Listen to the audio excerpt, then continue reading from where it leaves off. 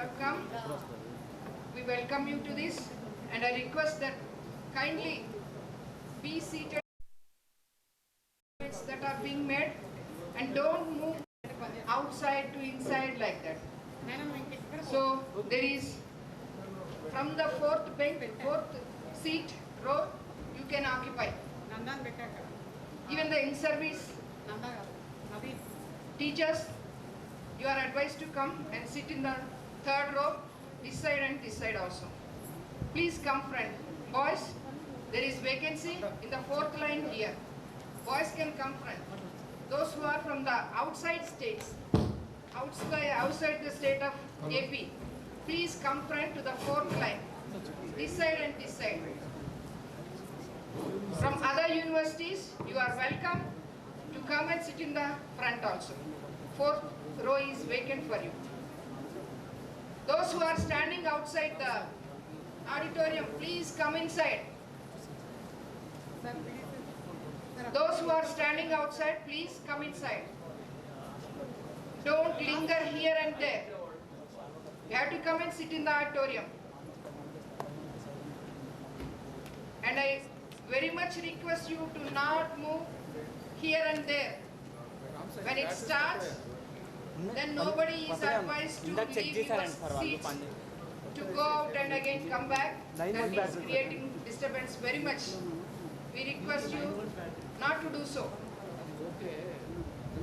And there will be given the time for the high tea.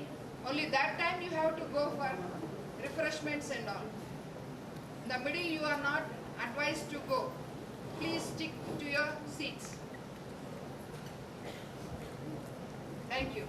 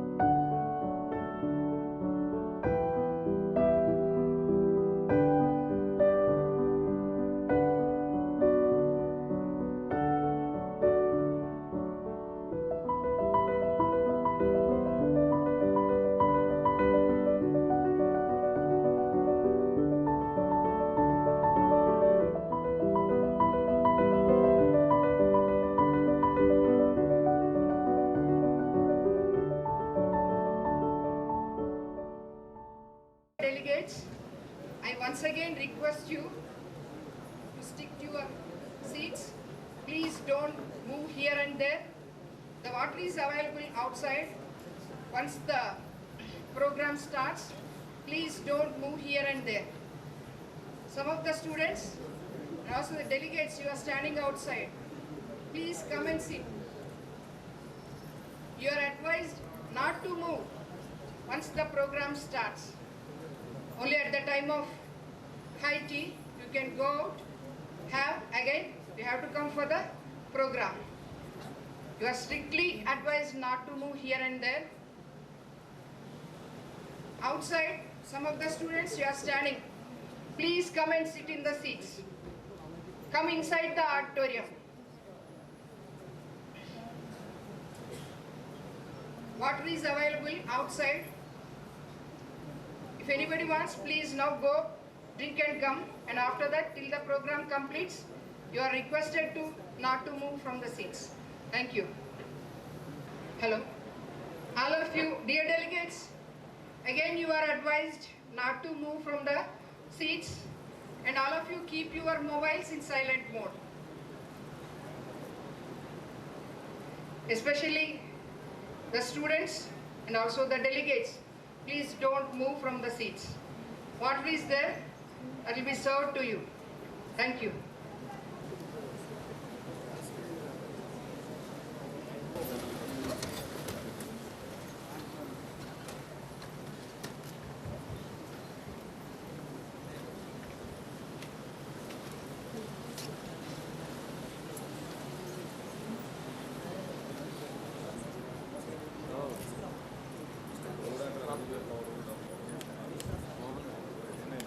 Manisha, PhD Scholar, Department of Entomology, cordially welcome you all to the inaugural function of Annual Postgraduate Students National Conference 2023 on Frontiers in Agricultural Research, Challenges and Opportunities for Food and Nutritional Security. For immense pleasure to invite the dignitaries onto the dais.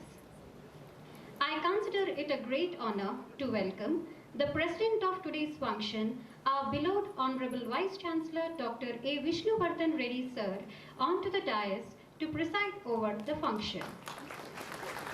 Now may I invite the Chief Guest of today's function, Dr. K. Hemachandra Reddy Garu, Chairman, AP State Council of Higher Education, Government of Andhra Pradesh, onto the dais.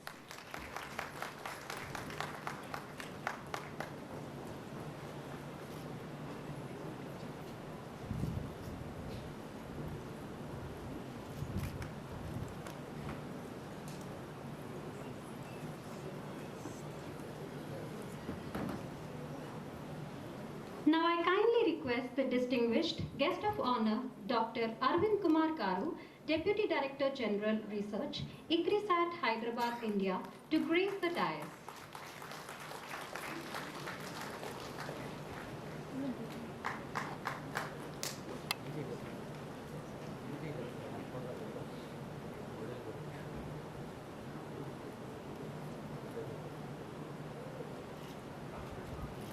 I am glad to call upon today's keynote speaker, Dr. Potula Srinivas Brahmanand Garu, Project Director, Water Technology Center, IRI, New Delhi, onto the dais.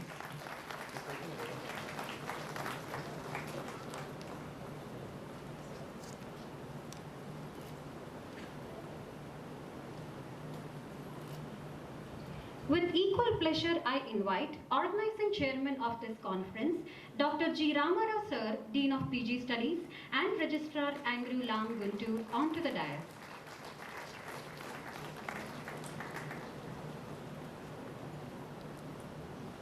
Now, may I call upon the guest of honor, Dr. C. Ramana Sir, Associate Director of Research, RARS Tirupati, to grace the dais.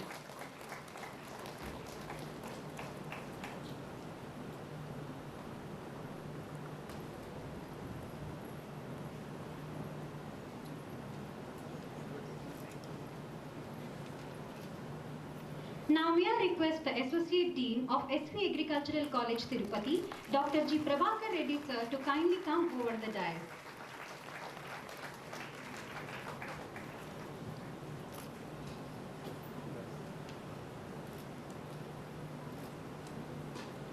I now take the opportunity to call upon the Organizing Secretary of today's conference, Dr. Satya Gopal Sir, Professor and Head IABM SVAC Tirupati, to grace the dais.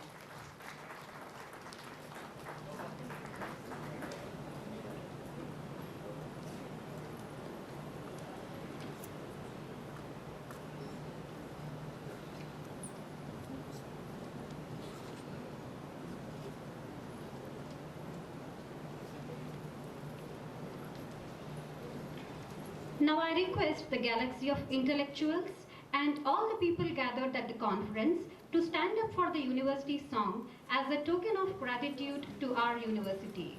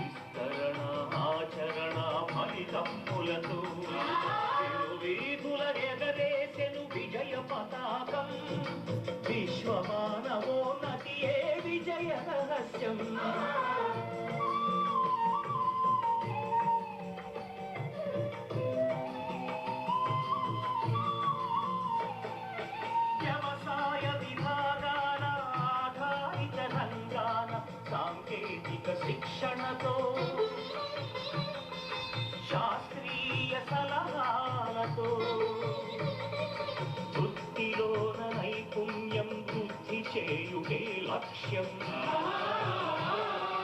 బోధనతో మేధస్సును పంచడమే ఆశయం అనుక్షణం పరిశోధన నవ ఫలితపు సాధన వ్యవసాయం వ్యయం కుంచి సాయం చేయు భావన ఫలసాయం భూసారం వృద్ధి చేయు యోచన ప్రతికూలత తొలగించుటే పరిశోధన ఆలోచన భరత జాతి జగతికి ప్రగతి మార్గమయ్యేలా ఆంధ్రమాత జాతి కంత అన్నపూర్ణ అయ్యేలా రైతన్నల అభివృద్ధికి పెనుబాటలు వేస్తూ ప్రపంచాన పచ్చదనపు రంగు నింపు నిలయం ఆంధ్రనాట వెలసినట్టి అధునాతనాలయం అదే అదే వ్యవసాయ విశ్వవిద్యాలయం.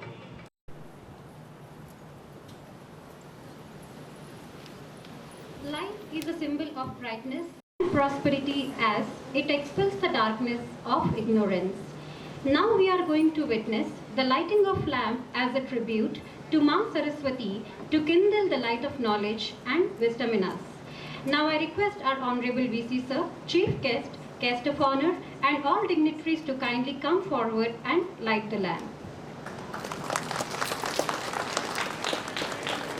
आरोग्यं धनसम्पदः शुभं कुरुत्वं कल्याणम् आरोग्यं धनसम्पदः शत्रुबुद्धिविनाशाय दीपज्योतिर्नमोऽस्तुते दीपज्योतिर्नमोऽस्तुते शुभं कुरुत्वं कल्याणम् आरोग्यं धनसम्पदः शुभं कुरुत्वं कल्याणम् आरोग्यं धनसम्पदः. Ready, sir, to deliver the welcome address. A warm good morning to all of you.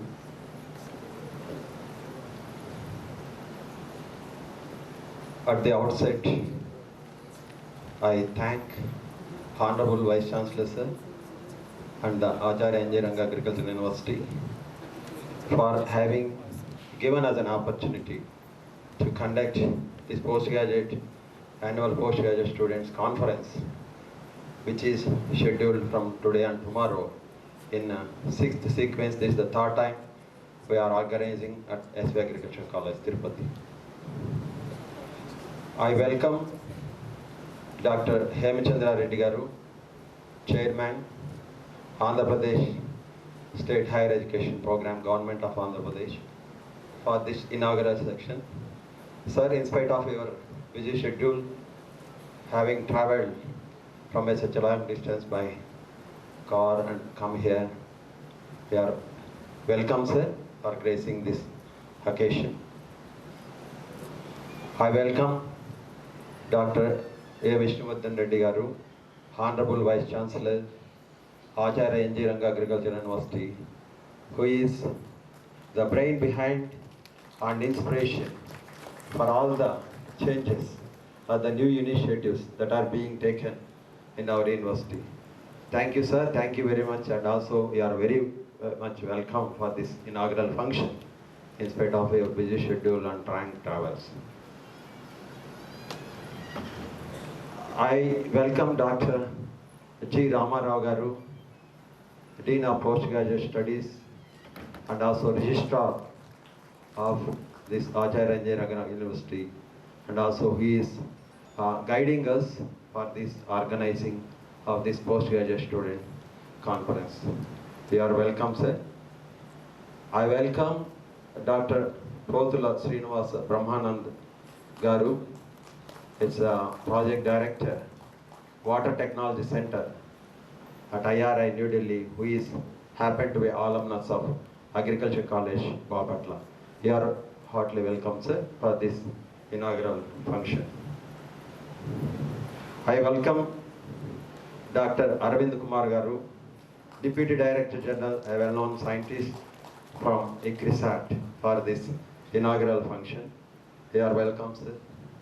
Dr. C. Ramana Garu, Associate Director of Research, RARS Tirupati, who is always with us to support.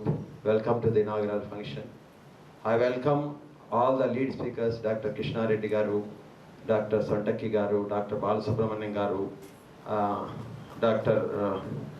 Melinda Madam, and also other leading speakers who are coming tomorrow also for this inaugural function. I welcome other staff, teaching and non-teaching staff of SV Agriculture College Tirupati, and also RARS Tirupati, and also College of Veteran Science Tirupati, and also the adjoining institutes for this inaugural function, both the teaching and non-teaching staff. I welcome all the delegates who have come, who are student friends from all over the different states of India for this annual postgraduate student conference to participate for the 2 years. I welcome the press and media and each and everyone. Once again, I welcome to this inaugural function. Thank you.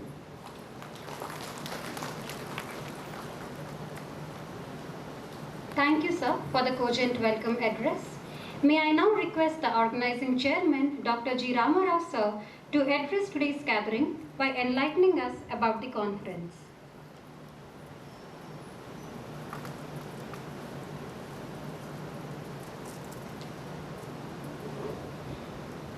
Good morning to all of you. Respected Honorable Vice Chancellor and President of the today's function, Dr. Adala Vishnuvardhan Reddy Garu, and today's chief guest, Dr. Hemchandra Reddy Garu, Chairman, Andhra Pradesh Higher Education, and Dr. Ananda Kumar Garu, Deputy Director General, ICRISAT Hyderabad, and Dr. Srinivas Brahmananda Garu, Project Director, Water Technology, IARA New Delhi, and other ADR, RARS, Dr. C. Ramana Garu, and AD, SVAG College Tirupati Prabhakar Reddy Garu, and Organizing Secretary Satya Gopal Garu, and very renowned persons in the agriculture and agriculture. The lead speakers, 8 teams, 8 lead speakers came from the different parts of the country were invited, and also the faculty members, all the faculty members and delegates from the different parts of the country. There are about 58 delegates came from the different parts of the country, and delegates from the ANGRAU.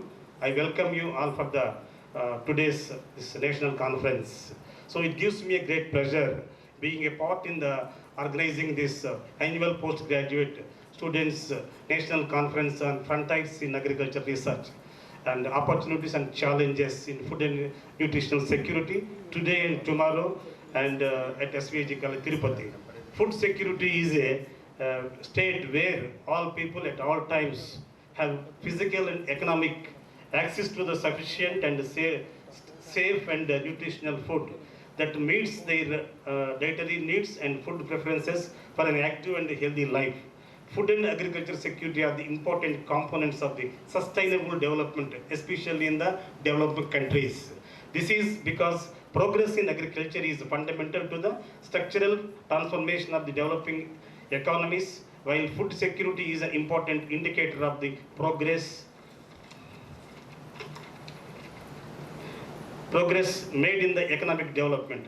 The world is facing the challenges of food and nutritional security in the face of human population growth and resources scarcity, and also ecosystem degradation and climate change. Food and nutritional security is in a global priority which requires innovations in different directions of agricultural sectors, which can be achieved through agriculture research and extension efforts. The agriculture scenario contribution to the global gross domestic product is very significant and provides employment opportunities for the millions of people in the worldwide. And if you can see the GDP from agriculture in India during 2011, it is about $4,532.49 billion, where it has increased to the $7,004.72 million, and by 2022. And India is the country with the potential natural resources coupled with the committed human resources to bring the tremendous change to meet the changing demands of the current demands of agriculture. The role of young agricultural professionals who take initiative in making the agriculture more and more lucrative and their charming personalities is the need of the hour.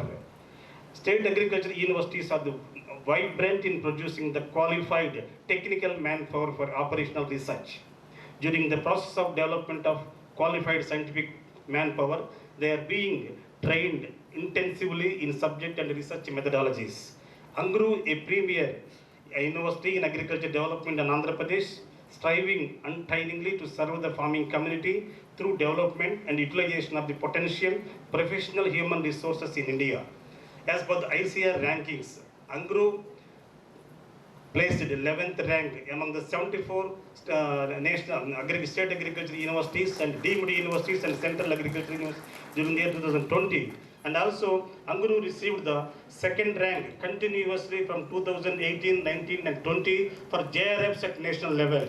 And also last year, 2021 also, ANGRAU got first rank in the JRFs for agriculture as well as agriculture engineering faculty.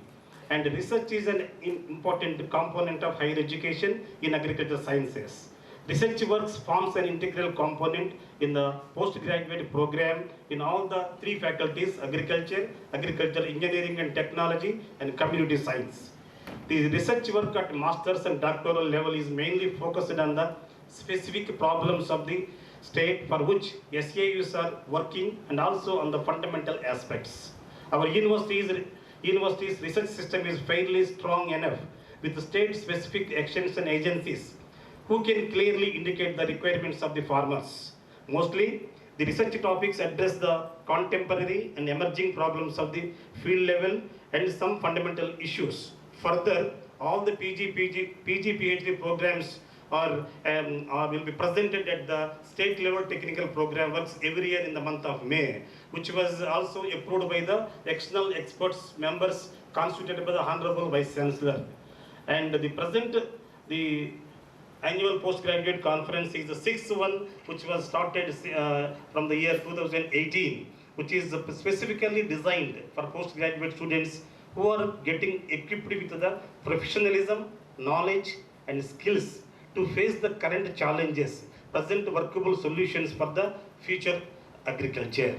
The objective of the conference is to offer a thought-provoking platform for exchanging of the ideas, opportunities to broaden the scientific thinking and networking of the young agricultural professionals to find ways to obtain the sustainable food and nutritional security. This conference is a timely initiative to bring together experts, researchers, students in the field of agriculture to share their knowledge and discuss the challenges, opportunities in agriculture research happening in India. The conference aims to explore innovative approaches to crop improvement, new dimensions in crop production technologies, sustainable crop production systems for climate resilient agriculture, innovative strategies for plant health management, current trends in farm mechanization, technological advancements in social sciences research, and trends in horticulture research, livestock production system. And this 2 days conference, which contains the 8 subject themes. Each theme have one lead lecture followed by the oral presentations and poster presentations, and also plenary sessions featuring of the keynote lectures, panel discussions, technical sessions and poster presentations on a range of topics relevant to the agriculture will provide the valuable insights and ideas that can contribute to the development of the sustainable and effective agricultural practices, will foster the collaborations and partnerships, contribute to the advancement of the agriculture research towards the achieving the food and nutritional security. And the total number of the delegates registered for this conference is 578. Out of this, we received the abstracts from the 505 delegates. And the technical committee screened all the abstracts, and they have given the eligibility for 181 oral presentations and 329 poster presentations.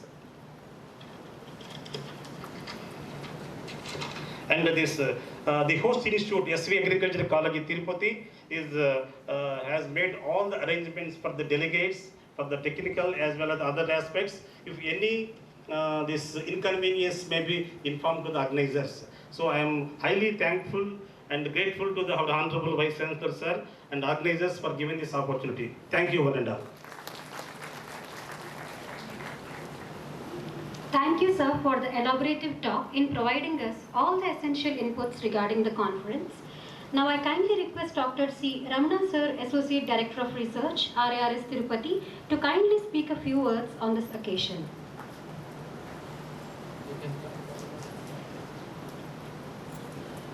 Yeah, please, you can come forward and sit, madam. Those who are standing in the outside are, please. Madam Neruda, you also can come front. So, good morning, and Honorable Vice Chancellor, Vishnuvardhan Reddy Garu, Honorable Chief Guest, Hemachandra Reddy Garu, other dignitaries on the dais and dignitaries of the dais, and my colleague and my dear students. I really congratulate the student community to excellently organizing such a big, conference by students itself. It is a great achievement in your endeavors. And in this occasion, I would like to tell only two things. So, entire world is looking at India. Can you tell why? Because we are very, very young.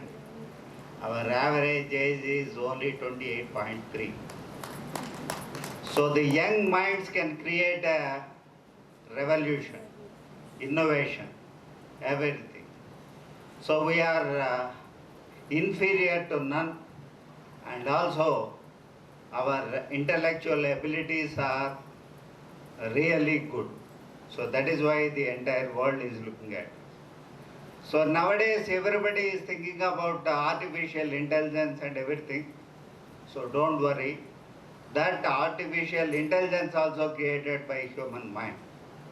That is you and me. So they think practically and then do your research work, and definitely you can create wonders.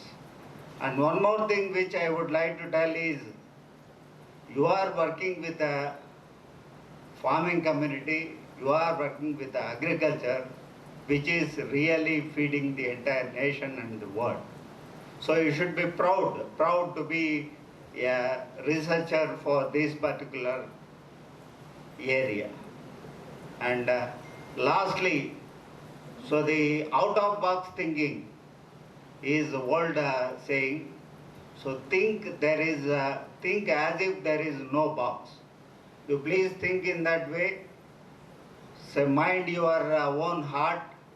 Keep your mind in your research and do the wonders. So thank you very much. Thank you for giving me this opportunity.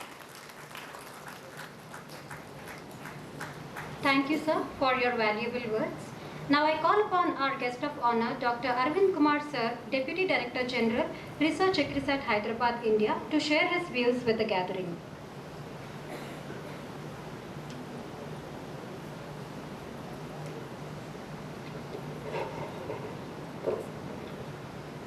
Good morning, everybody. Chief guest for today's function, Dr. K. Hemchandra Reddy ji. The president for the today's function, Dr. A. Vishnuvardhan Reddy ji, Vice Chancellor ANGRAU. Also the keynote speaker for the today's function, Dr. Potulla Srinivas Brahmanan ji. The Associate Director of Research, Dr. C. Ramana ji. Distinguished authorities from ANGRAU University, the guests from different institutes present here, and my dear students. Thank you very much to the organizing committee for inviting me to attend this important conference. And as the title says, Annual Postgraduate Students National Conference. So that itself speaks of that we are targeting young people and people who will drive India in time to come. So wonderful thinking, and I could guess from the other speakers talking that this had been going in ANGRAU for long. So that's another wonderful thing happening at ANGRAU. Also the topic is quite relevant, you know, the frontiers of agriculture research, challenges and opportunities in food and nutritional security. You know where this whole climate change scenario is moving. While we feel proud of our last 60 years of research of meeting the food security needs of the country, we do understand that at what cost we have achieved that food security, which looks to be not sustainable for long, not only in respect of increasing population, but also in respect of deteriorating soil health and the climate change variety that we will be getting and we are getting.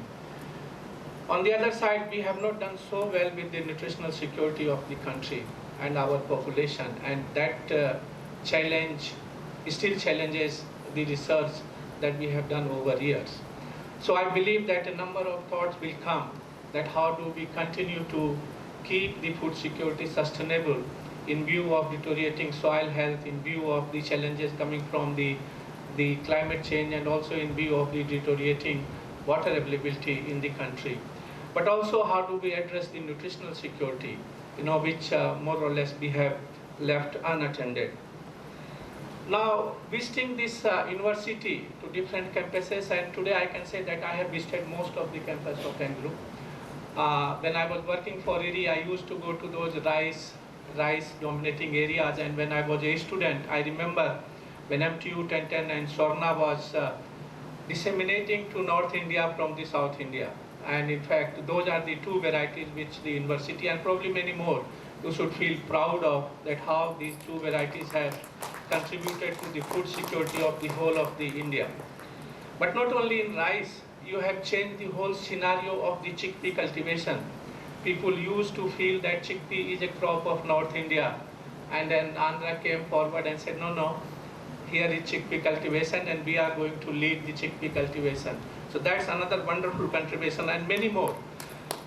It was talked about where ANGRAU is as of now in the whole rank of the universities, but I believe that ANGRAU has contributed many more things to the research of not only India but also to the world.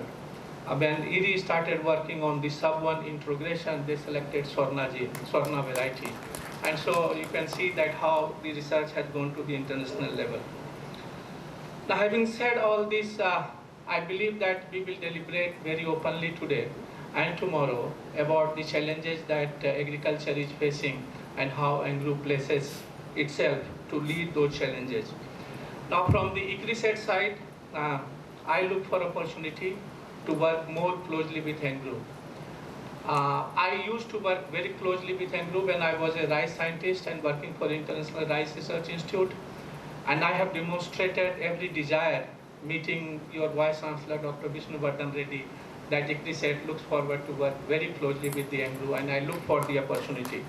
Once again, thank you very much for inviting me, and I wish the conference a great success and look forward to hear the outcome of the deliberations. Thank you very much. Thank you, sir, for your thought-provoking message. Now I request our Student Organizing Secretary, K. Vinila, PhD Scholar, Department of Agronomy, to come forward and present the brief biodata of our keynote speaker, Dr. Potula Srinivas Brahmanand Garu.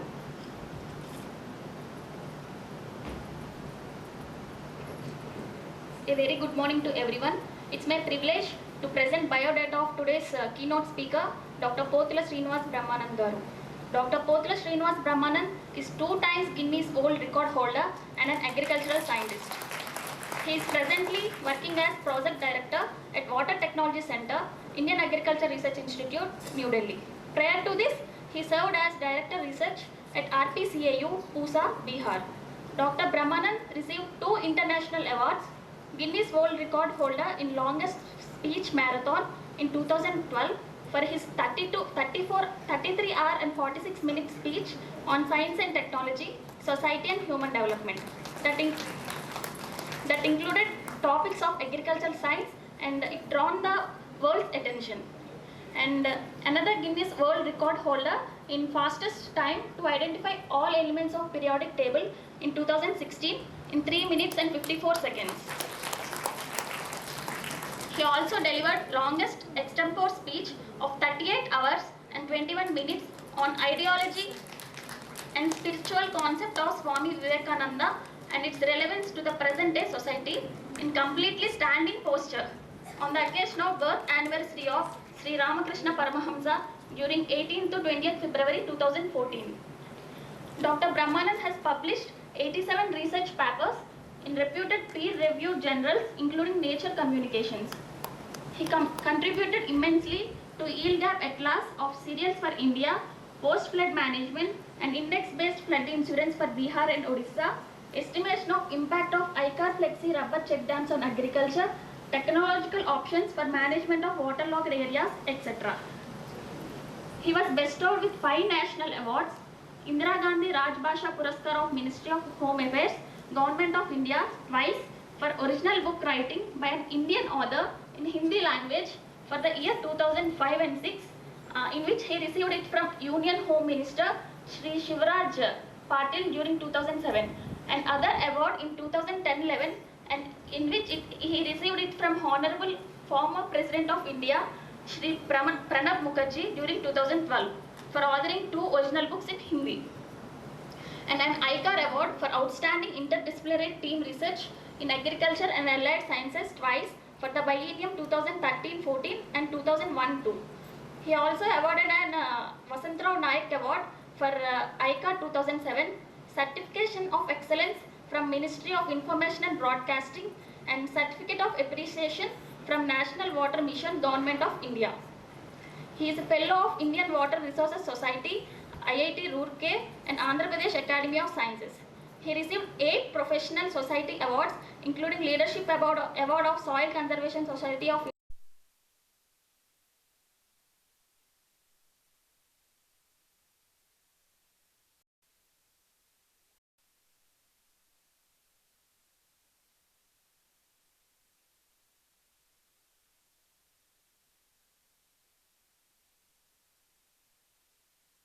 Pradhan and former Union Minister of Agriculture, Sri Radha Mohan Singh.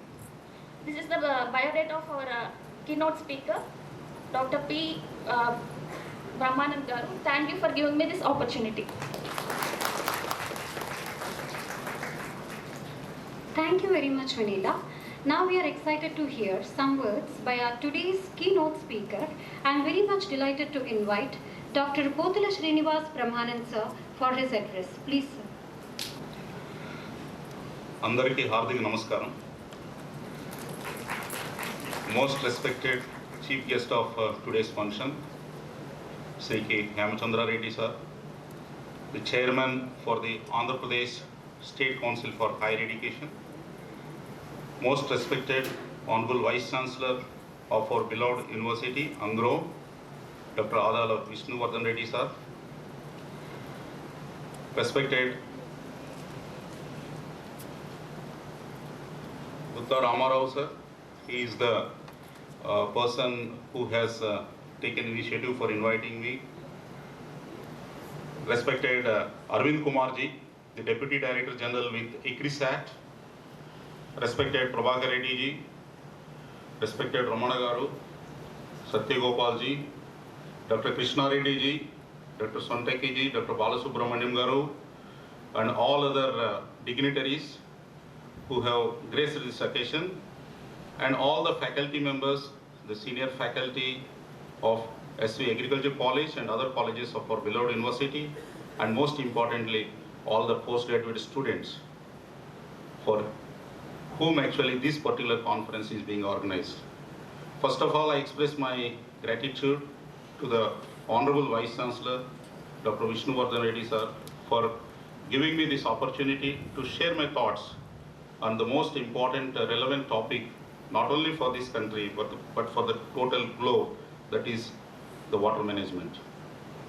I am also equally privileged to be here in the holy city of Tirupati, the globally renowned city and the gracious presence of all the delegates here itself indicates the holiness of the purpose for this national conference.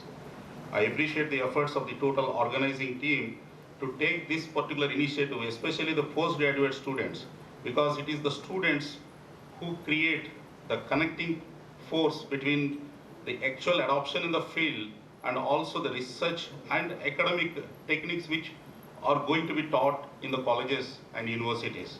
So this is a very great attempt.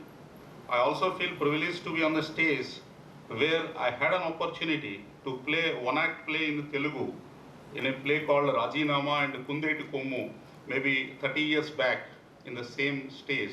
So I feel privileged, and I again thank Dr. Vishnuvardhan Reddy sir for giving me this opportunity. And also thanking the organizers for giving very, speaking high about my achievements.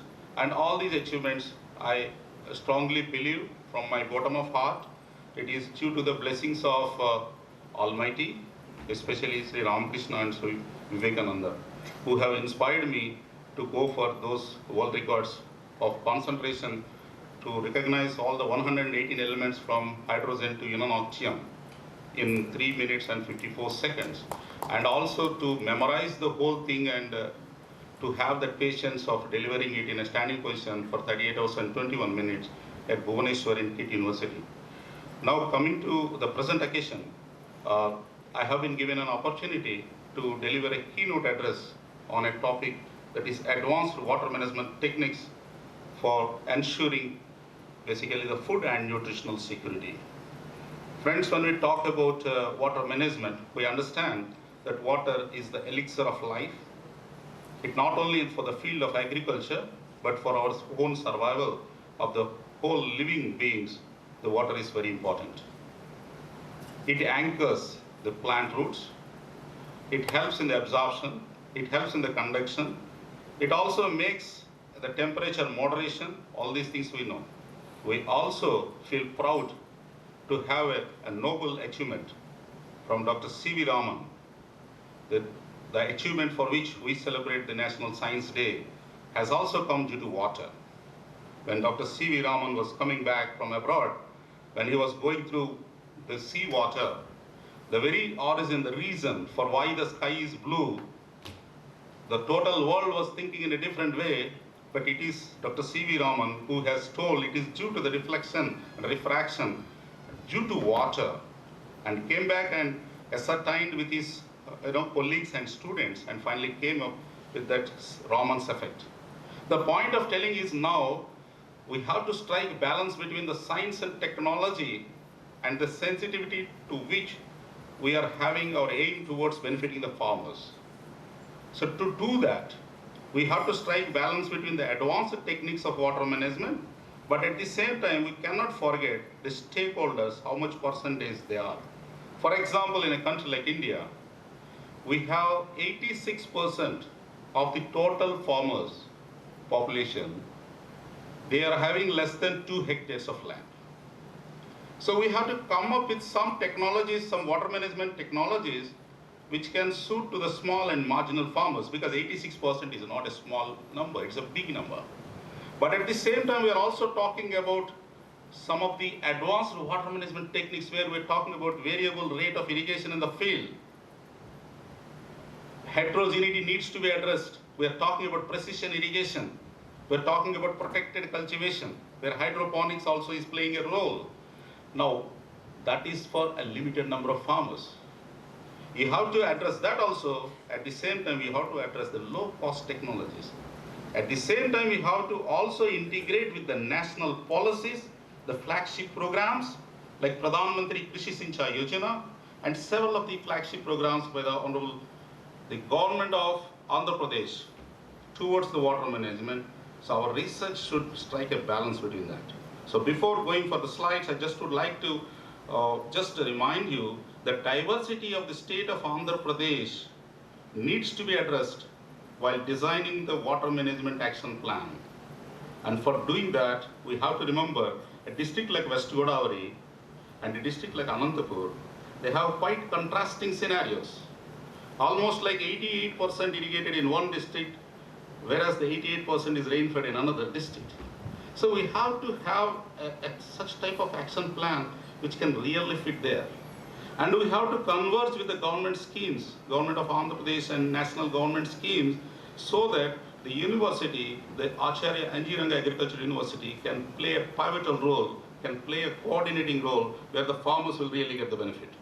And in which, for this water management, we are in the process of designing a project to make a facilitating, enabling the policies of both national government and also for the government of Andhra Pradesh, and where university will play the anchoring role and will be playing a little role in technical backstopping on advanced water management along with the low-cost technologies which I have been emphasizing in the beginning of my speech.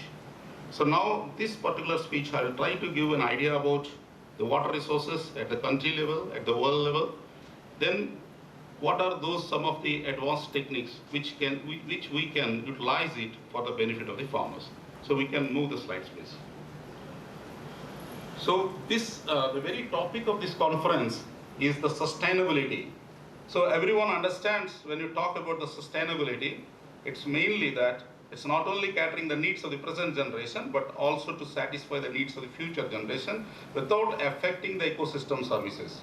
So that particular one also involves the nutritional security. We are celebrating the International Year of Millets, where we are talking about the nutritional security. And also in terms of the farming system, where water is a common thing, where the fishery component also will add to the nutritional component. The livestock component will add to the nutritional component. Go for next, please. This slide is a very important slide because out of the total water resources which we are having throughout the globe, irrespective of the continent or the country, the 60% of the total precipitation, whatever is happening, around 1,16,500 mm is the precipitation that's falling on this total globe. The 60% is going towards evapotranspiration. And this figure is very important because, go to the next slide. Here in the calculations which were made by the Planning Commission, the present Niti Aayog, the estimations, the first column, if you see, around 40% is projected as the evapotranspiration, whereas the actual scenario at the global level is 60%. So keeping 60 to 65%, the available water resources are very limited, so we have to be more careful. Go for next. And this is another projection where different sectors like agriculture and other sectors, they require water. Around 84% is being utilized with water by agricultural sector, but the competition from other sectors like industry and energy are going to be manifold in 2050. So the pressure will be very high. So we need to go for efficient utilization of water resources more precisely. And recently we celebrated the World Water Day on 22nd March. The theme is that accelerating change. We don't have that luxury to go slowly. So under that, the very clear cut on sustainable water management practices and advanced water management practices, a lot of emphasis has been given. We need to address some of the diversities among the states. In the same crop, lot of difference in terms of irrigation, percentage, net irrigated area. Within the state, if you take in the percentage also, lot of variations are there. A crop like soybean is having less than 1% in India, whereas we are having more than 95% for some of the crops like sugarcane, mincer, for wheat and all. So there are difficulties, but at the same time the potential is quite higher. We need to achieve it. Go for next. So these are some of the things like interstate variations, especially in micro irrigation coverage. We need to emphasize more. Now the country has gone up to 14.5 million hectares as per the recent statistics of agricultural statistics at a glance by the government of India. Just a couple of months back, it has been released. So out of that, the variations, like only 6 states, they are contributing 80%, whereas other states, a lot of improvement is required. Go for next. So let us have a look at some of the advanced water management technologies. So this one I would like to emphasize more. This has been worked out when I was at Indian Institute of Water Management, Bhubaneswar, and it's one of the most important bankable technologies from ICAR. It's called as ICR Flexi Rubber Check Dam. It goes well for Andhra Pradesh scenario in watersheds. Here, basically, in place of cemented concrete check dam, the rubber dam will have several advantages. the most important advantage is its flexibility.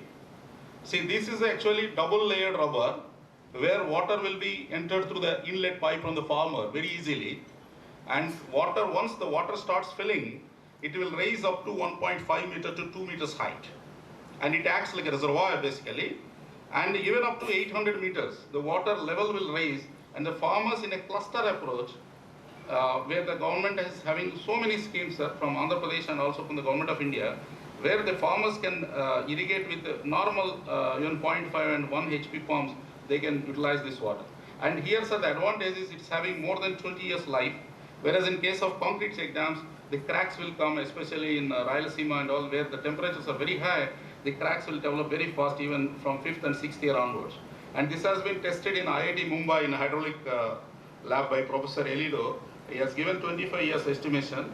Practically, sir, more than 20 years it will easily come. It is also earthquake proof also. The advantage is the raising, we call it as an inflated rubber dam, whereas the deflation is required, means that is completely downing it. There is outlet pipe where the farmer can easily just release it. Within 15 minutes, it will go down to the ground level. That is required when flood type of scenario is there. So that type of flexibility is very much there. And now we have also requested the Ministry of Water Resources, Government of India, where the Principal Secretary visited there in Odisha. And then we briefed him. So maybe around 5 to 10% of the check dams may be replaced with the ICR flexi rubber check dams. In Andhra Pradesh, we have installed it is in around 8 states till now. But in Andhra, this has not been installed. So maybe this is one of the technologies, sir, in our document, which we are going for the action plan for Andhra Pradesh. Go for next. So this you can see in another scenario of the field scenario, where it was inflated, and here the water has been given with a gravity. There are situations where the farmers need to lift the water from because the fields are at higher level, and there also it has gone up very well in the Koraput district of Odisha, and also in Mussoorie and Dehradun also these have been installed.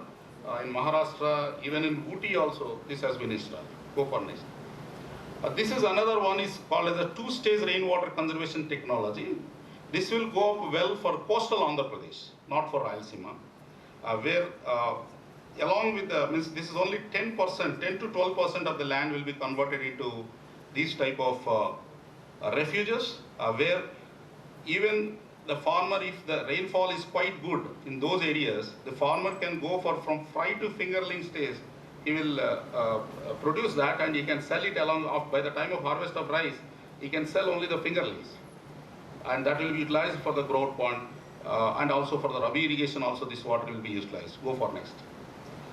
This is the precision irrigation system which we are talking where a lot of dug wells, even bore wells, wherever this irrigation infrastructure is there, that needs to be supported with the micro irrigation. Next slide please. And also the protected cultivation. This is the one which is from Center for the Protected Cultivation from IARI, where you can find several crops, they are being grown with automated irrigation. Here exactly the real-time irrigation is being followed. But at the same time, this will be applicable to less than 5% of the farmers who can really go for that initial investment or not. But as far as advanced technology is concerned, it has gone up to that level. Even beyond that, we are trying with hydroponics and aquaponics. Go for next. This is the groundwater recharge unit. Basically, this is utilized for excess water situations where the water will be utilized for making the groundwater recharge possible and also to make the next crop ready in the time. Especially this has been very much successful in some of the districts which are bordering with Nepal in the Terai region from Bihar, North Bihar districts, where this has been utilized very well, where the next crop, especially the wheat crop, was having a problem to get the land situation ready. But after utilizing this groundwater recharge unit, it has served two purposes. One is drainage during that particular period for making the next crop to have a sowing at the right time, and also groundwater recharge has been achieved. Next please. This is the one where in Andhra Pradesh also we have problem of both urban wastewater in terms of sewage water and also the industrial wastewater.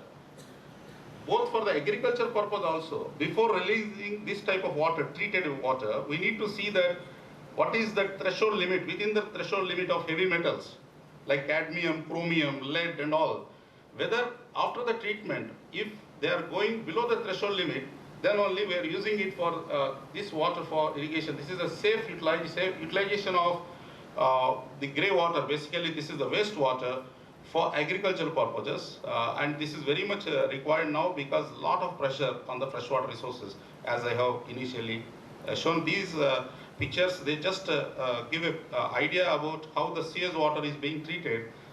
Adjacent to the IRI, there is a colony called Krishikunj, and that water is being directly taken and we are cleaning it and again giving it for the irrigation within the research farm. So here the TIFA is there, and the same technology I think in ICRISAT also, I have visited recently, I found they are also doing it on the wastewater treatment. Go for next. And this technology will be useful for Andhra Pradesh in several of the pockets. We have to identify those hot spots where we need to use that. And this is another one. This is a solar tree and boat-based solar system. This is for coastal regions, the second one, the boat-based solar system, where directly the boat will be utilized to provide the irrigation either through the sprinkler or rain gun, utilizing that solar panels. And the first one, the solar tree, provides advantage of efficient tapping of solar energy in terms of inclination, and also it will provide advantage in terms of theft also. Due to somebody intentional damage also can be minimized. Go for next. There are areas which are getting flooded, like due to flash floods or also due to the riverine flood, which is experienced in, especially in coastal Andhra Pradesh. And for that, we need to go for the post-flood management technology, and Swarna Sub-1 is already means in terms of variety-wise is okay. The integrated rice fish farming and submerged areas, then integrated water chestnut fish farming, then bio-drainage in the coastal areas, especially to adjust, to moderate the water level there, so that the cropping pattern can be very much, you can turn towards a favorable zone. Go for now. These are some of the over-aged rice seedlings. They succeed in showing the resilience, especially when the water level is very high because of the height advantage, and the incremental height in per day is quite higher here. Go for next. And also we have horticultural options. Go for next. And we need to come out with some of the post-flood contingency crop plans and post-flood management measures. The same approach can be followed for Andhra Pradesh also. So we are all national government, including Honorable Prime Minister. They have been talking about diversifying towards low water requiring crops from rice and sugarcane to especially the pulses, oil seeds and millets. So, but where we have to do that? Suppose in the state of Andhra Pradesh, what are those hot spots? What are those potential areas where we need to do? Based on a scientific decision support system we need to do. We cannot give a blanket recommendation, because of which we have witnessed already some of the states which have hurriedly applied the principle, but it could not become successful. Go for next. So we need to see here, this is a decision support system based on the water requirement and other parameters. If that particular score comes, then only we recommend that particular cluster of villages or blocks within the districts of Andhra Pradesh for going for a diversification. Otherwise, we'll straightly say that it is not fit for diversification. We should continue with the rice cultivation. So such type of approach is required for policy, for water policy. Then the government will be in a good condition to go very fastly and in those particular zones only. For example, only 5 to 10% of the total rice growing area only needs to be diversified. But where it needs to be diversified will be decided by these factors, like existing rainfall, the type of soil, then similarly the water gap, that is very important, where we play the role. Basically, in state irrigation plan and district irrigation plan submitted by the government of Andhra Pradesh, which is available in the PMKSY website, we have very clear-cut district-wise analysis, like how much water resources, surface water resources, groundwater resources, and what is the existing demand, and even for the projected demand for 2025. So based on that they have given. Now we have to go to the cluster of villages level in the block. You have to see such variations you have to capture. Only in some pockets only the score will be coming favorably, where the farmer will get a better return because of diversification. Rice is being grown. If it is in lowland, you cannot diversify it. If it is a high rainfall area, you cannot diversify it. If it is a canal command area and if farmer is in the head reach, it is difficult to diversify that. Several factors are there. An alternate crop the economic return should be higher, then only you can diversify. All these things will be clubbing together in the decision support system, and then only some pockets only will be recognized for state of Andhra Pradesh, and based on the water gap will play a major role there. Go for next. And this is an example where we did it for Jind district of Haryana, where the score has come like 6.9. It's strongly recommended because all the factors have gone very clearly in favor of this, and the alternate crop, once the score is coming higher, then we are telling that it is to be diversified. Now, which needs to be diversified is the second exercise, second step. Whether it will be oilseed, pulse, or millet, that is depending upon the suitability. Again, we'll make another exercise. Go for this. So these are some of the things which I would like to just focus for today's keynote, because my emphasis is to say that in state of Andhra Pradesh, we have a ratio between the agricultural cultivators to the agricultural workers. The ratio is only just 1:1.25. There are 64 lakh people, as per the recent statistics of Government of India 2022, they are the cultivators in Andhra Pradesh, whereas 1.69 something, I think it is there as the 1.69 crores is the total agricultural labor in Andhra Pradesh. At the country level, it is 1:1.25, whereas in Andhra Pradesh, it is almost like 1:3. See the difference. 1:3 between the cultivator to the worker, it gives something for us for a policy. We have to think that the worker population is increasing like anything compared to the country statistics. So our agricultural policy, our water management technologies which you are going to give should be friendly in that manner. So this is one example which I am talking.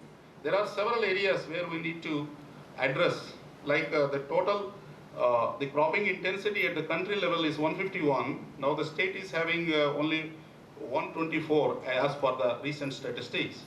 So where we need to do that? We have to consider the cultivated land utilization index along with the cropping intensity and assess the water resources availability, and then only we will achieve the target. So the final conclusion is that we have to judiciously utilize both the surface and groundwater resources in the state of Andhra Pradesh and club it with the sustainable and advanced water management technologies, and also consider the low cost technologies, the farming system approach for nutritional security. Then if we can do that, the combination of these advanced water management technologies and phase-wise diversification based on the water gap and other parameters, then it will certainly provide us an opportunity to meet the target of the food and nutritional security. So what we are having the present status, we can move towards a better status. So this is the one, and at the end I would like to congratulate the organizers. I would like to congratulate the Honorable Vice Chancellor of ANGRAU, and also equally expressing my gratitude for him to give an opportunity for me to share my thoughts here. And one thing, as Swami Vivekananda says, a trained person can never commit a mistake. A trained person can never commit a mistake. Similarly, the postgraduate students, you are going to become a different stakeholders, either towards the faculty, towards the academician, towards the researcher, or towards the other developmental agencies, for that matter, even private entrepreneurs. But in future, if you are trained with some advanced techniques, you will never commit a mistake. You will have a better perfection. At the same time, the attitude combination is also important. Have sensitivity towards the benefit of the farmers. For that also, again, Swamiji mentioned, I will not hesitate to take 1,000 rebirths to train even a single person. See, everyone understands the Chicago speech for which he has become so famous. The eloquence, the dedication, the Shraddha component of Swami Vivekananda. But in spite of that, he was giving a statement that I will not hesitate to take 1,000 rebirths to train a single person. Because to train a single person, you have that much urge from inside, such much dedication. And if you can have that combination along with these advanced techniques, this is the only integration which can become a benefactor of humankind. Thank you very much, friends. Thank you very much, sir. Thank you.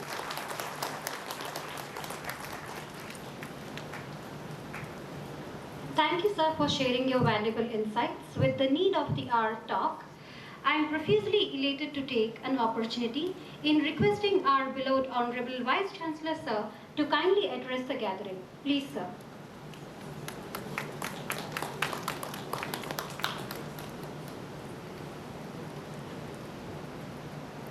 Thank you very much. Good morning to all. Professor Hemchandra Reddy sir, Chairman, AP State Council of Higher Education,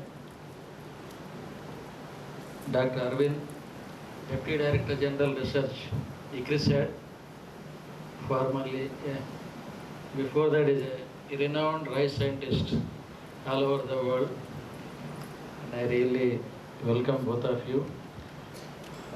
Dr. Ramanand, alumni of our own Acharya Engineering Agriculture University, a proud privilege to welcome Dr. Ramanand, who can speak hours together, and we are all extremely happy. When I came to know from Dr. Ramarao, we thought of inviting our alumni, who has recently taken over the charge as project director of Water Technology Center at IRI. Dr. Ramarao, Registrar, Dr. Prabhakar Reddy, Associate Dean of this prestigious SV Agriculture College, Tirupati, Dr. Ramana, Associate Director of Research, RIRS, Tirupati, and Satya Gopal, Organizing Secretary. My distinguished scientists in the group, Dr. Krishna Reddy Saab, a senior renowned virologist in an Indian agricultural research system, Dr. Swantaki, Dr. Balasubramaniam Saab, and Dr. Imelda, distinguished scientists, my beloved students.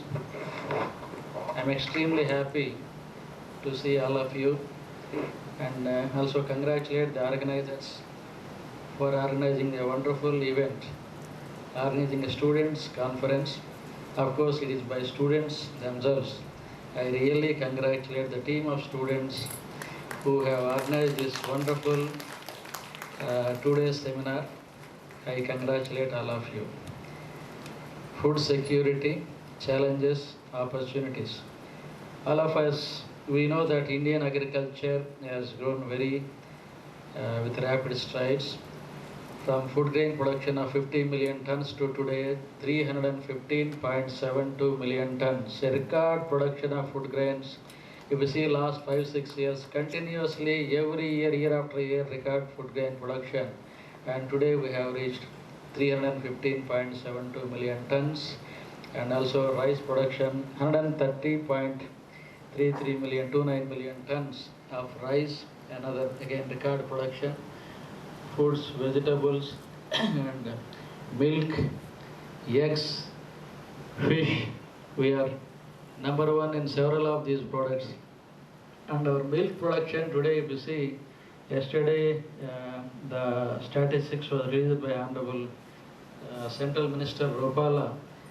From 17 million tons of milk, today we have reached 221.06 million tons of milk. The highest growth rate in milk in the country and highest per capita milk availability in this country. Almost 24% of world's milk we are producing in this country. All of you know that we are self-sufficient in food grains, and from 17-18 also, before that we were importing pulses and oil seeds. From 17-18 we have become self-sufficient even in pulses. But only the drawback is with oil seeds. Edible oils, we are consuming in this country for about our 142 crores of population. Roughly 25 million tons of edible oils we are consuming in this country, but our indigenous production is only 10 million tons. Last year we have introduced about 14.03 million tons of edible oils, spending a record expenditure of 1.57 lakh crores. This is the highest of we have spent on imports of edible oil for importing to make all our people the edible oil supply sufficient to all our increasing population. So, in spite of our self-sufficiency in food grains, pulses and several products, we are number 1, number 2, and still we have to do grade to meet the requirements of growing population continuously. Annually about 6 million tons of food grains we need to produce in spite of getting self-sufficiency. So this is a great challenge. There are several challenges as it was told, and 86-87% of our Indian farmers are less than 2 hectare area holders. Very difficult, low land holding, mostly rain-fed, especially pulses and oil seeds, millets, they are grown under rain-fed conditions. More than 70% area is being grown under rain-fed conditions, and the holdings are less. And the farmer's income in our country, a farmer's family income is roughly 10,213 rupees a month.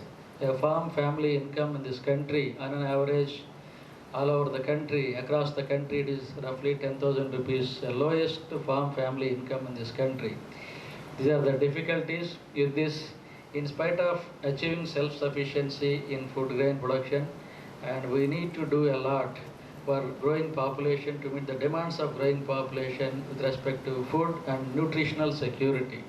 Our scientists, even the horticulture, from 25 million tons of production, today we have reached 342.33 million tons of horticulture and highest productivity. And foods and fish, we are number 1, and Andhra Pradesh is number 1. 16 million tons of fish we are producing in this country, and Andhra Pradesh of course is number 1.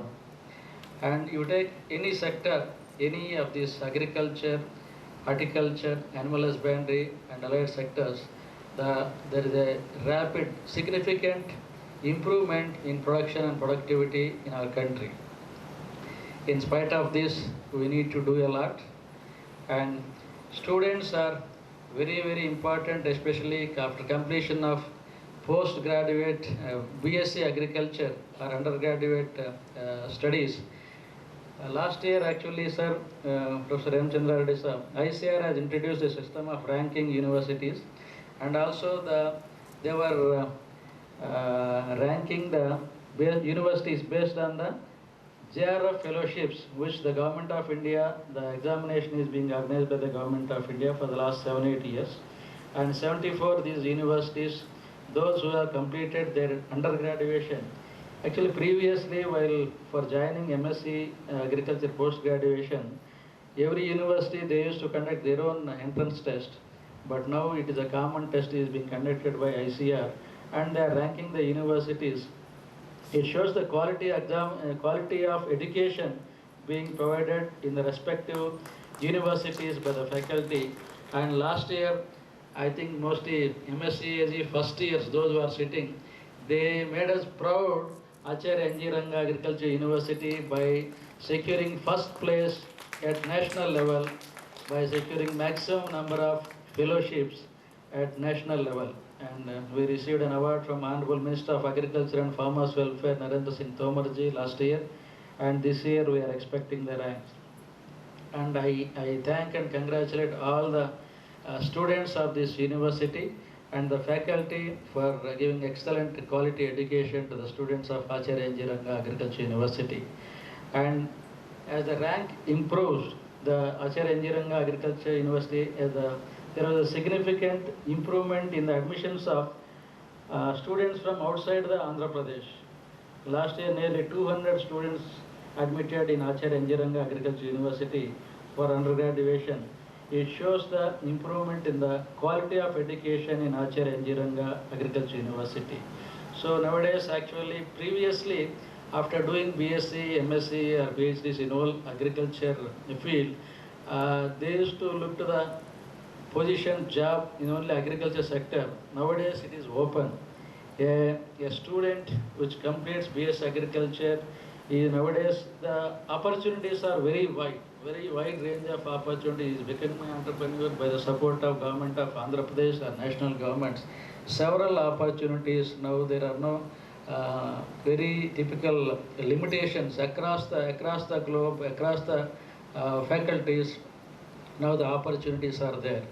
So it is during post-graduation or undergraduation, whatever it is, the quality of education, the knowledge base of the students are very, very important. It is not just important to complete the requirements, getting 6 OGPA or 9 OGPA out of 10.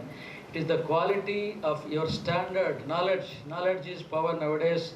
I request all the students actually, in addition to securing the marks required for your pass or class, and it is the knowledge, your knowledge base, which is most important for your future career. A company or any public or private sector which requires, which organization, when they are taking you for their employees, they see the knowledge of the individual student. So it is very, very important. Knowledge is the power. So in addition to getting your marks required, so I request all the students, you set a target, you decide your future career, and you develop, you study, you see what is happening all over the country, all over the globe in the respective field, and you must improve so that you will be identified and you will be respected. And I request all the students to be knowledge rich in addition to getting a degree. So Acharya Engineering Agriculture University, so in addition to agricultural education and conducting research, the technologies developed from this university are very popular all over the country. And as Dr. Arvind said, the technologies of rice developed from this university are popular all over the world. So it is today, if you see in India, take for example rice, the gross value added for rice technologies, total rice produced in the country is about 1.89 lakh crores, and 36% of the total rice area, 44 million hectares of rice being cultivated in the country, the technologies or varieties developed from our prestigious university are being cultivated. That means about 70,000 crores is the annual contribution of towards GVA only for rice in this country. So fish, we are exporting 60,000 crores, of which again 33-34% is from Andhra Pradesh. So highest productivity of maize in this state, and highest egg per capita availability, 501 eggs today. If you see in newspaper, total national egg per capita availability is 95. Andhra Pradesh it is 501, Telangana it is 442. 4 times in Telangana and 5 times in Andhra Pradesh. Food grain production, Arvind sir, 2.2 tons food grain production at national level per productivity. Andhra Pradesh is 3 tons, 800 kilos additional. And rice, you know very well, it is 2,865 national level. It is 4 tons in Andhra Pradesh. And rice technologies are accepted all over the world. And horticulture, it is 12.14 tons per hectare productivity at national level. And Andhra Pradesh is 17.5 tons, additionally 5 tons per hectare. So these are the contributions. And even milk, it is today, if you see milk, per capita availability is 444 grams per day. In Andhra Pradesh, it is 799. World, it is 332. So like this, if you take any rice or pulses or millets or maize or milk, horticulture, the production and productivity are very high in Andhra Pradesh. And our national government with this one more thing actually I wanted to say, the Andhra Pradesh for the last 10 to 12 years made a very significant progress with respect to agriculture sector, agriculture and allied sectors. This is shown because of, it is evident from world in 2010-11 to 21-22. If you see the trends in growth rate at world level, it is 2.32%. In country, it is 3.42. Highest is in Brazil, which is 3.46. America, it is 1.3. China, 2.7. But Andhra Pradesh is 8.92. 8.92% growth rate in agriculture and allied sectors. And this happens because I strongly feel that the agricultural technologies and the quick transfer of these technologies from university laboratories to the farmers' fields through the extension mechanism in the state of Andhra Pradesh, and of course the farmers, coupled with the great support of the government of Andhra Pradesh and of course national ICR and national government. So this is evident from this. The growth rate in agriculture sector has been the highest. And my dear friends, today I once again congratulate all of you for organizing this wonderful conference, and I wish you all the best in your future careers, and I wish you all the best. And I thank once again all the student organizers and also the officials responsible for this organizing this conference. On this occasion, actually I should bring to your notice that today our government of Andhra Pradesh is supporting any student who gets admission in any of the top 100 universities in the globe. The education will be provided free of cost, and the entire thing will be borne by the government of Andhra Pradesh. That is the greatest decision and support being given by the government of Andhra Pradesh. And for this, the chief architect is none other than our Dr. Hemchandra Reddy, Professor Hemchandra Reddy Saab, who is responsible, and total transformation of higher education in Andhra Pradesh state in the last 3-4 years has happened. Whatever happened in the higher education is because of Professor Hemchandra Reddy Saab being the chairperson of Higher Education Council. Several changes, several policies have come during the last 3-4 years, which have really transformed because of the national institutions, NIITs, IITs, all universities, roughly 43 institutions are here, higher education institutions. So with his initiative, so they formed all these 43 higher education institutions, including our Acharya Engineering Agriculture University previously. It was not under their fold, and now including medicine, veterinary, horticulture, agriculture, NITs, IITs, ISER, all the state universities. He brought all these universities under one umbrella, and now a network has been formed with 5 different clusters in different regions, and the collaborative research is happening. And by sharing the facilities available, infrastructure available, and the human resources available, and the support is being given from the government of Andhra Pradesh, and with this type of support from the Higher Education Council in the state of Andhra Pradesh, I think already the students and faculty of this state in different universities, they are really enjoying the benefit, and I hope the higher education in the state of very totally transformed, and it will be one of the best in the globe. And I do not have any doubt, under the leadership of Dr. Hemchandra Reddy Saab.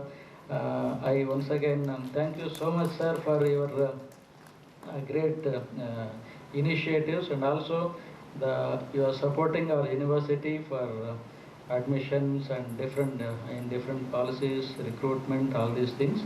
And above all, actually, I really wholeheartedly thank you so much for your presence here, so that the students will get the benefit of your presence and your expertise, knowledge, and your service to the students and faculty and the people of this Andhra Pradesh state. I really thank you, sir. And Dr. Arvind actually today I am extremely happy.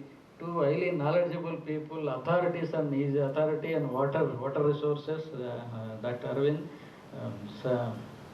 Ramanan, and Dr. Arvind, as a scientist of International Rice Research Institute, and vast knowledge and great contribution for the rice crop. And I am really happy to share the dais with Arvind, Higher Education Council, great architect of higher education in the state of Andhra Pradesh, and a water specialist. And I really thank all of you for your gracious presence in spite of your several busy schedules. So, my dear student friends, once again I congratulate, I thank you, and I wish you all the best for your future career. Thank you very much.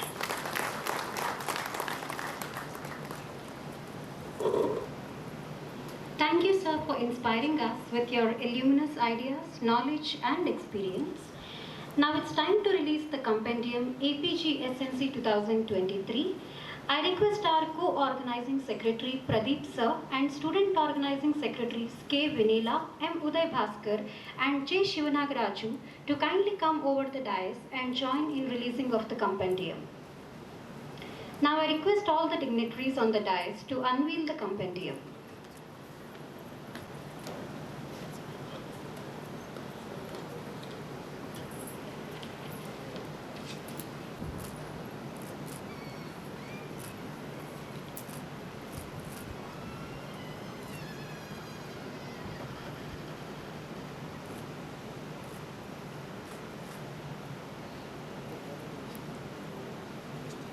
I now kindly request all the dignitaries to release the book entitled Masters and Doctoral Program Students Admitted During the Academic Year 2022-23.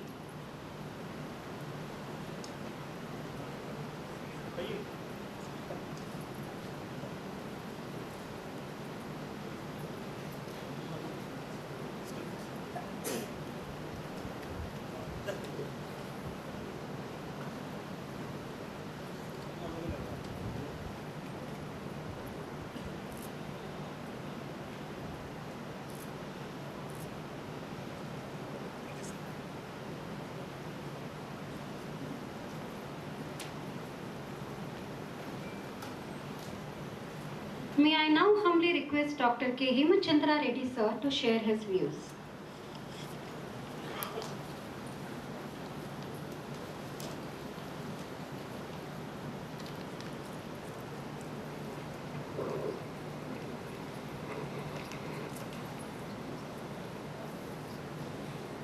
President of this function, Honorable Vice Chancellor of ANGRAU, Professor Vishnuvardhan Reddy Garu, the Registrar of the University, Dr. G. Ramarao Garu, Dr. Arvind Kumar, Deputy Director General Research, ACRISAT, and Potula Srinivas Brahmanand, what a talent. I'm so glad to have him today. And Dr. C. Ramana, Sri Satyagopal, Dr. G. Prabhakar Reddy Garu, Dr. Krishna Reddy Garu, distinguished faculty members of this very esteemed university, my dear student friends, delegates from other universities, I think it's a good afternoon, we have past noon. My warm greetings on the occasion of this National Conference for Postgraduate Students on Frontiers of Agricultural Research Challenges in Food Security. I am nowhere connected to the agricultural sciences. I am a mechanical engineering professor. Actually, I didn't know what the function is until I called your Vice Chancellor yesterday evening. Let me tell you, we have such a great association. I can never say no to your Vice Chancellor. He is such a talent again. In fact, in a way to say, I'm a big admirer of his talent and his contributions. Where was a rank of 31 and where is rank of 11, the way Agricultural University in Andhra Pradesh is growing. I'm so fascinated the way he delivers, and we have more interactions of late. He was talking about the higher education planning board that we have created. So nice of them. Those who are not in the fold of higher education also started coming together. And today, any higher education discipline faculty you talk about, we are all part of higher education today. And the planning board is facilitating such interactions amongst us. Thank you, Vishnuvardhan Reddy sir, for giving me this wonderful opportunity this morning to be with all these young agricultural postgraduates and then faculty members. Actually, I have a connection with this particular institution. My brother, as a first graduate of the family, did his BSc AG way back between 75 and 79 here in this very institution. There's a considerable age gap between my eldest brother and myself. I am the last in the family. I was 12 when I visited this college to see my brother. He was living in Shabari hostel. So I was just 12 years old. I was pursuing my 7th class. So my memories are still very vivid. And then, of course, he went on to guide the whole family. What we are because of him. So that's how I am connected to agricultural institution. And that also makes me very happy to be here amidst you this morning. Actually, I thought of giving my talk in 2 parts, but then Vishnuvardhan Reddy garu reminded me of the 3rd part that I should be talking. So I start from where your Honorable Vice Chancellor left the speech, concluded the speech. The schemes that we have initiated, let me dwell upon, sir. I hope I have another 15 minutes time. Yep.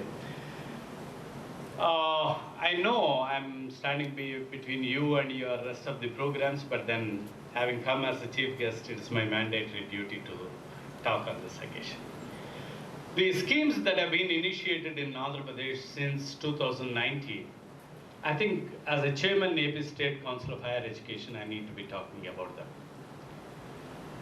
I think many of you are aware, 2019, we have launched Jagananna Vidya Divana, Jagananna Vasati Divana. Vidya Divana is in modification to the existing fee reimbursement scheme where we started reimbursing complete tuition fee, irrespective of the amount of the tuition fee, whether a student pursues in government institution, public funded institution or a private institution. So there is no bar on the tuition fee reimbursement. If the tuition fee is 1 lakh, 1 lakh is being reimbursed by the government of Andhra Pradesh. And therefore, the Andhra Pradesh state becomes the #1 state or the first state to support the education, higher education of 87% of its students. Let me remind you, it's not a small size, 1.5 million students are pursuing higher education, maybe 15 lakh students at any given point of time. Of the 15 lakh, 87% of the students receive complete tuition fee from the government. In a way, we say, like primary education, higher education is also the responsibility of the government. And there are quite a few, diversified opinions or contradictory opinions on this. Whether government should spend, we are spending around 4,300 crores every year only on these 2 scholarship schemes. And since 2019, we have spent 14,300 crores only on these 2 schemes. So people keep talking whether so much of public money from public exchequer can be spent on students.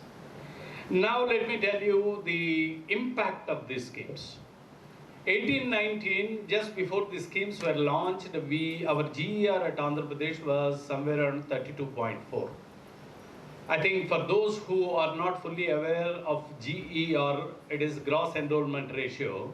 The ratio is decided on the numerator, the number of people of a particular state enroll themselves in higher education between the age groups of 18 and 23. In the denominator, total population between 18 and 23. So 32.4 for every 100 people in the age group of 18 and 23 were attending higher education in the year 1890.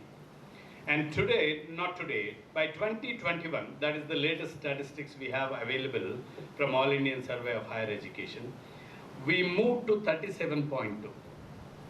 32.4 to 37.2 in 2 years. This speaks volumes about the impact of these 2 Vidya Divana, Vasati Divana schemes have made. And at the same time, the national average GER is 27.4. So we are way ahead of the national average, and we are attracting more and more number of students into higher education fold today. Also a very interesting talk, and of course in agricultural college you may not be feeling that. You have more girls than boys here in agricultural colleges, mostly. Whereas you will be surprised to know, even until I became chairman AP State Council of Higher Education, I never knew. The GPI of Andhra Pradesh was 0.81 in 1890. For those who are not aware of GPI, it is Gender Parity Index. Maybe, if not exactly the same, it is the ratio of girls enrolled into higher education to boys enrolled in higher education. That, in a way, in an approximation, I should say, for every 100 boys enrolled in higher education, only 81 girls were enrolling in higher education. What a parity it is, shame. In fact, we were only a shade better to Bihar. We were second lowest in the country in terms of GPI. Could you imagine? Could you believe? I couldn't believe myself. And today, 2021, the GPI moved to 0.94, from 0.81 to 0.94. So by 2021, there are 94 girls for every 100 boys joining in higher education.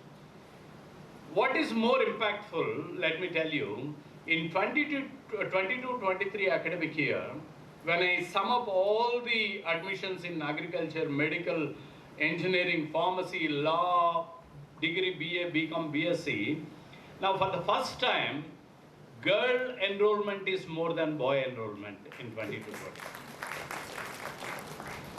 I think it's path-breaking. Now, this speaks, volumes. Somewhere someone was commenting, you're wasting so much of public money from public exchequer.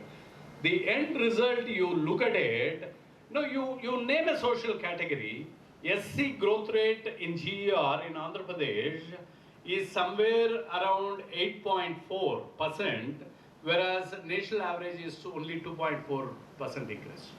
Now, any social sector you talk about, ST, BC, rural, women, Andhra Pradesh is way ahead of the national growth.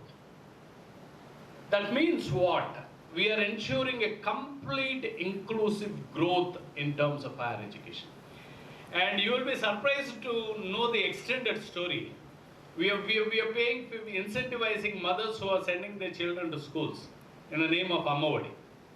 And every mother who sends her children to school will just like that receive 15,000. Again, there was a controversy, people started commenting on this decision of the government. People always viewed it as a welfare measure. But Honorable Chief Minister always felt it in a different way. Ever since this scheme has been introduced, 7 lakh more children enrolled into schools. And the droppage, slippage, discontinuity has come down heavily. This is not my data, it is UDICE data. Now that means what? In the next couple of years, you will have more number of students passing 10th, you will have more number of students passing intermediate, you will have more enrollments into higher education. And that's how Andhra Pradesh has set a target of 70 GER in the next 5 years. And it is not an impossible target. The rate at which we are growing, I think we are very certain to reach 70 GER. We will be the first state in the country to reach this. So inclusive growth in higher education front, or access to every disadvantaged section is the theme on which we are working. We are fairly successful today. And quality is the next parameter that we need to visit collectively. And I'm very happy at this point of time I have the support of all 40 university vice chancellors. And we are working together as a team. And fortunately for us, the government is completely prioritizing higher education or education per se. And therefore, Andhra Pradesh will definitely stand or is confidently marching towards producing a true knowledge capital in the state of Andhra Pradesh. So this is my first part in extension to what Professor Vishnuvardhan Reddy Garu was talking about. And yet another scheme which is more relevant to you. the Videshi Vidya Divana that we have launched. Now, if you join any institution, QS or Times Higher Education ranked institution, having a world rank of 100, even if your tuition fee were to be 1 crore rupees, government will completely reimburse it. You are PG students now. Aim at the best of the institution, write those mandatory examinations like GRE, TOEFL, and even if the tuition fee were to be 1 crore rupees, government will fully pay your tuition fee. You need not even raise any loan. You need not burden your parents. But quality is the issue. Now you secure admission in the world top-rated institutions. We will take care of your education. We want quality to prevail. And if it is SC, ST, we can meet the expenditure up to 1.25 crores. So this is going to be a game changer, my dear friends. Those who are very seriously focusing on abroad education, you can seriously focus on it. I think the first part is over. I cannot dwell too much on that. The second part, I came here as a chief guest, no way connected to Faculty of Agricultural Sciences, and therefore I can only talk general things. Let me tell you, in my understanding, how and why these kind of conferences are very important. India has very ancient, established education philosophy. And in the ancient belief in the Indian education system, it is said, Acharyayat padamadatte, padam sishyaswamedayat, padam sabrahmacharibhya, padam kalakramenacha. A student in pursuit of knowledge can acquire knowledge in 4 quarters. The first quarter is Acharyayat padamadatte. From a teacher you can acquire 25% of knowledge. Now, if you think you are very attentive in your classrooms, you are aiming at only 25% of knowledge. Where are you getting remaining 75% of knowledge from? Padam sabrahmacharibhya. Now, when you interact with your peers, you get another 25% of knowledge, peer interaction. Now, peer learning is the focus in Western education philosophy.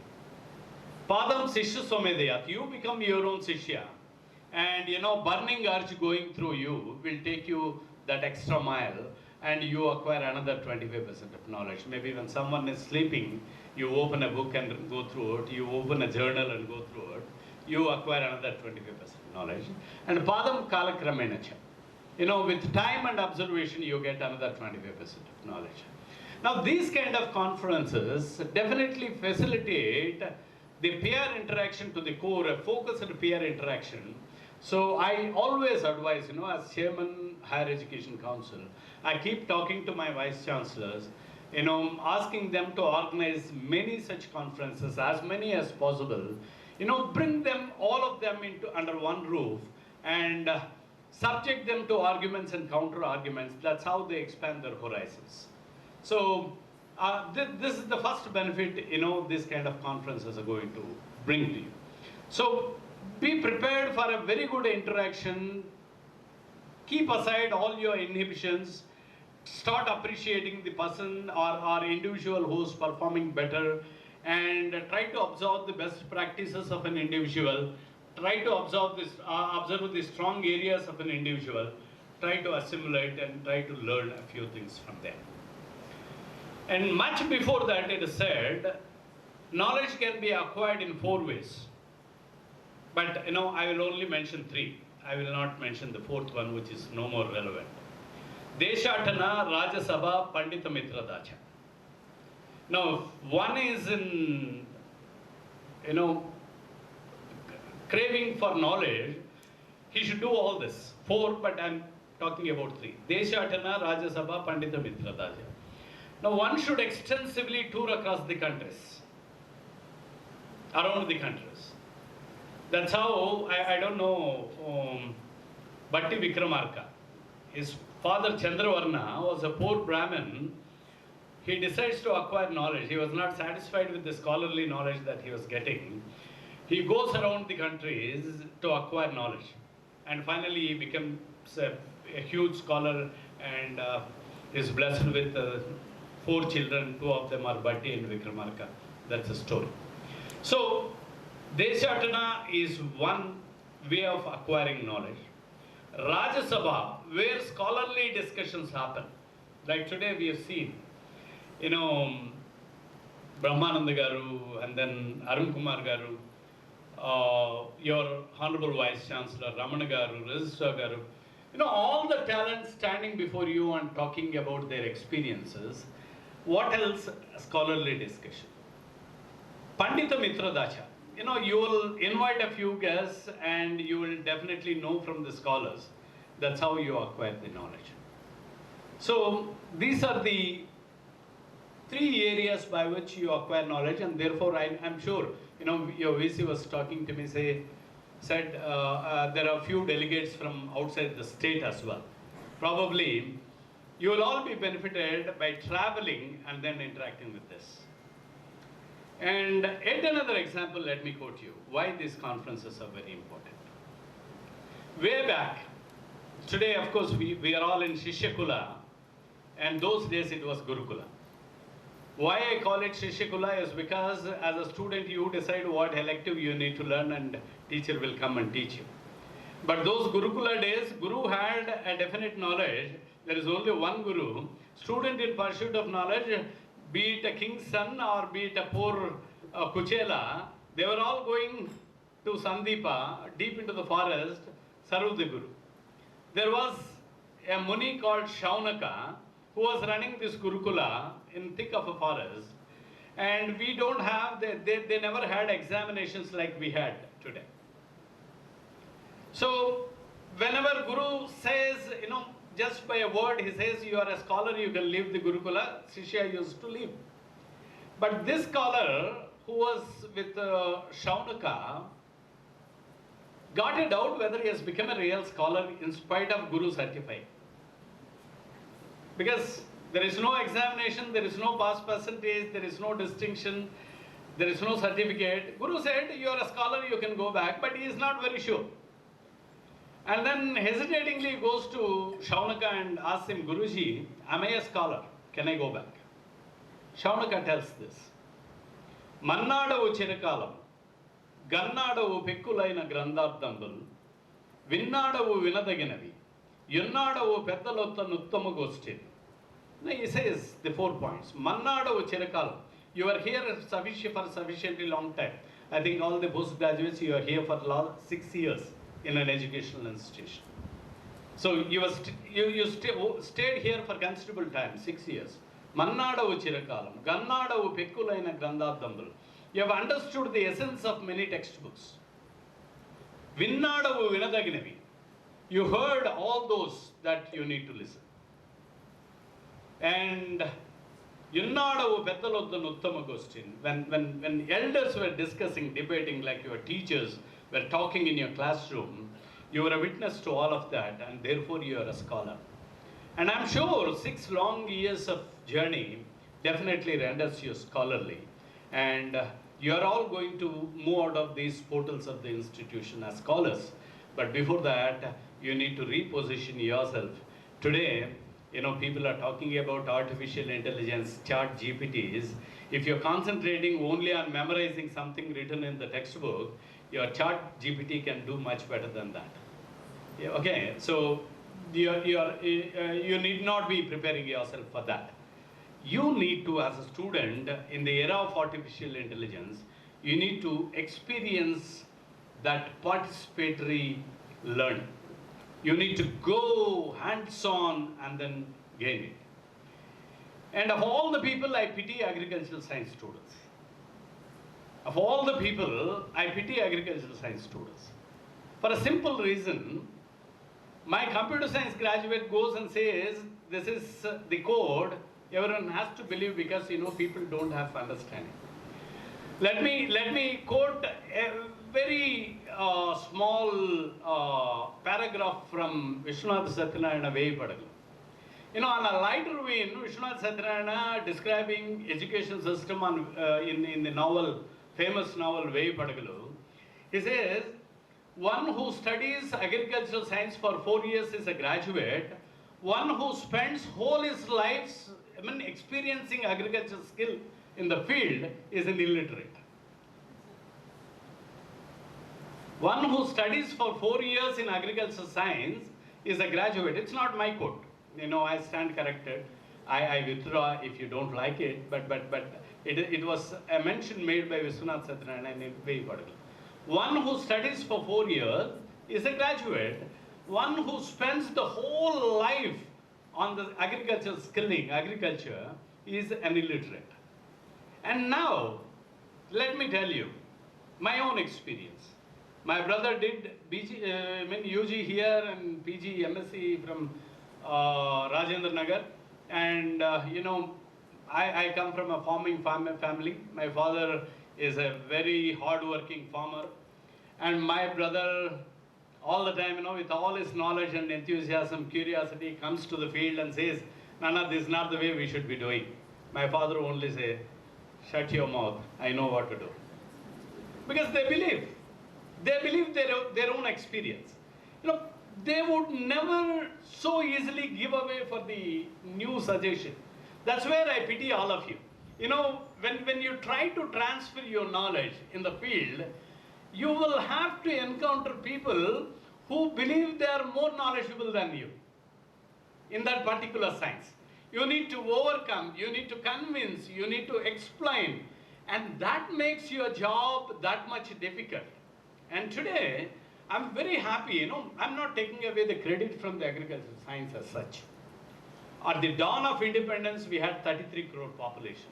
We were not a food secure country then. Even with, almost 1/3 of the population, we were not food secure. And today we are 140 crore population, we are food secure country. See, where is 33 crore, where is 140 crore, and the land is not expanding in this country, is not bulging, it's not expanding. It is the same land area. It has to accommodate more people, it has to cultivate more food grains for the food security. It's happening. But for this agricultural research, Vishnuvardhan Reddy Garu always in every platform, he talks so proudly about the rice varieties produced by this university and being cultivated across the world. It makes, even a layman, our rank outsider like us, so happy. It makes us feel so happy. One university is contributing for so much. It's all happening. Today, we are producing more and more, and we are ensuring the safety of this country. Energy security, food security are the two securities any country is so worried about. But today, fortunately, India is self-sufficient as far as food grains are concerned. Thanks to all agricultural scientists who are toiling so hard and then putting all their brains for the benefit of the country. And it's all happening. But then I told you, I talk as a layman.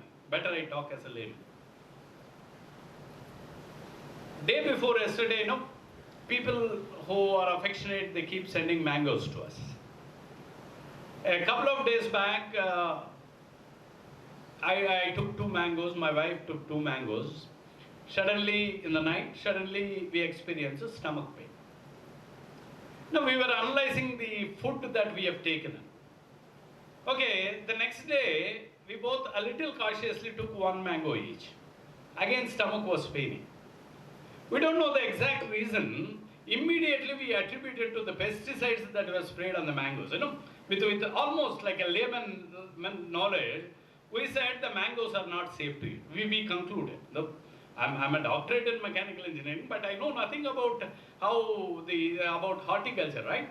So we immediately said, no, let us be safe in consuming these mangoes. So this is an apprehension that is going through everywhere across the country on the pesticides. Is it safe to eat? Elsewhere someone will come out with a new concept called organic farming and say, I don't know why people are paying so much higher prices for this organic, but only on a simple feeling that this is safe to eat. This is quite natural, and therefore you can eat it. So, on one side, we are producing more and more. On the other side, we are creating, leaving a worry to every consumer that it may not be safe for everyone to consume. So probably it is once again for the agriculture scientists to convince the people that yes, it is 100% safe for you to consume. And at the same time, there are countries which collapsed. Like, the same Sri Lankan story, the economic crisis that Sri Lanka went through in the recent times. And I was going through somewhere that one of the reason is Sri Lanka banning the pesticides overnight and resolving to adopt organic farming.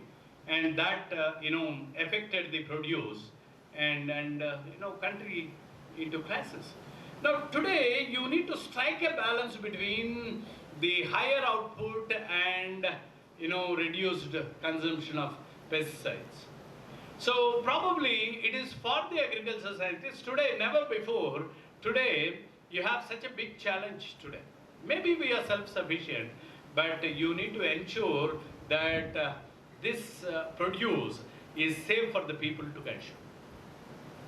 And at the same time, someone was talking about regional disparities.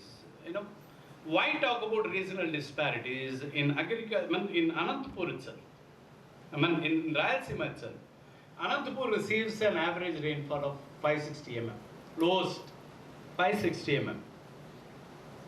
Anantapur needs 100 TMC of water because I lived in Anantapur for a longer time, I know these statistics. Anantapur gets only 13 TMC of water. That includes drinking water consumption. And elsewhere, the neighboring districts, they are comfortable with rainfall above 800. Chittoor receives 900 mm rainfall.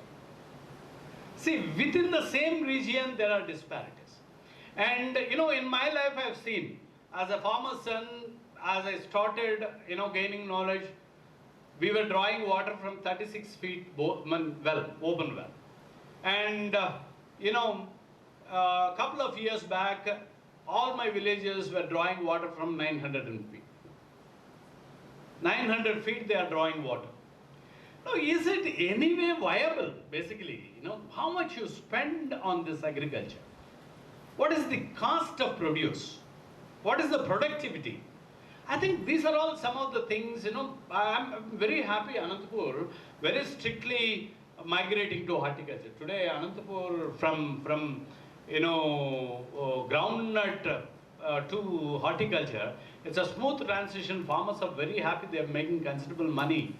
I think this is what we need to, and the technologies, technology integration is happening. The microprocessors are doing such a wonderful job.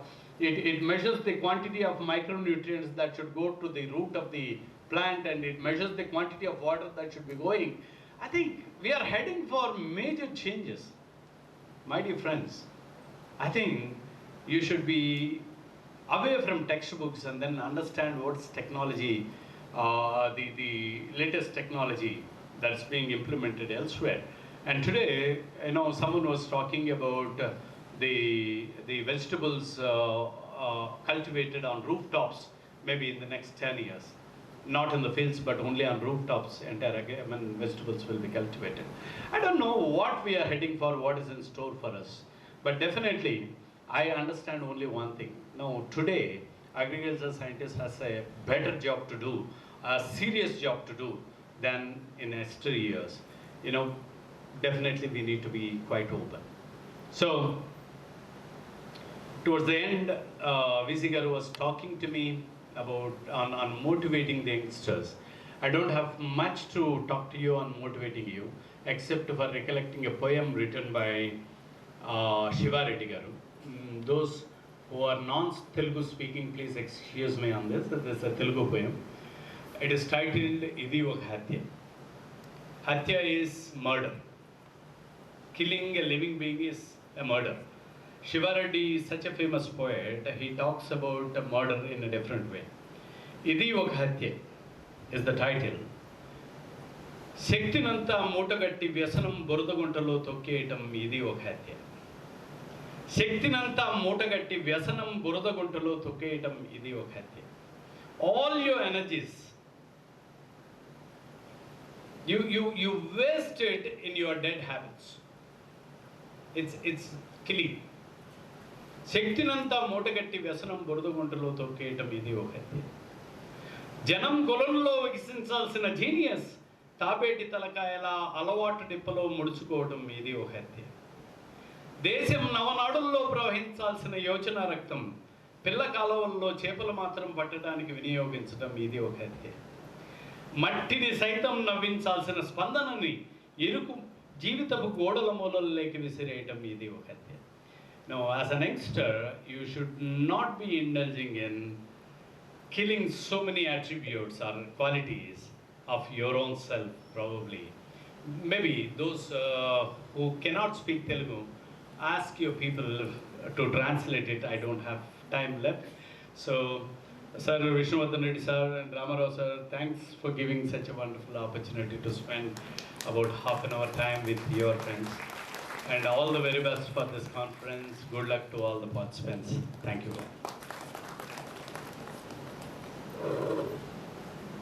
Thank you, sir, for the thought-provoking, enlightening talk. We are really inspired and will try to implement all the examples and life lessons that you have quoted, sir. Now I invite the Student Organizing Secretary, G. Shivanagaraju, Department of Soil Science and Agricultural Chemistry, to kindly conduct the proceedings of felicitation. Esteemed dignitaries on the dais and off the dais, a very good afternoon to one and all, and happy World Environment Day to one and all. So, plant trees and save Mother Earth. Myself, G. Shivanagaraju, PhD scholar from Department of Soil Science and Agricultural Chemistry, feel honored to announce the felicitation to the chief guests and other dignitaries on the dais. Now, I request Honorable Vice Chancellor Sir, Dr. A. Vishnuvardhan Reddy Garu, to felicitate chief guest of today's national conference, Dr. K. Hemachandra Reddy Garu, Chairman, AP State Council, Higher Education, Government of Andhra Pradesh.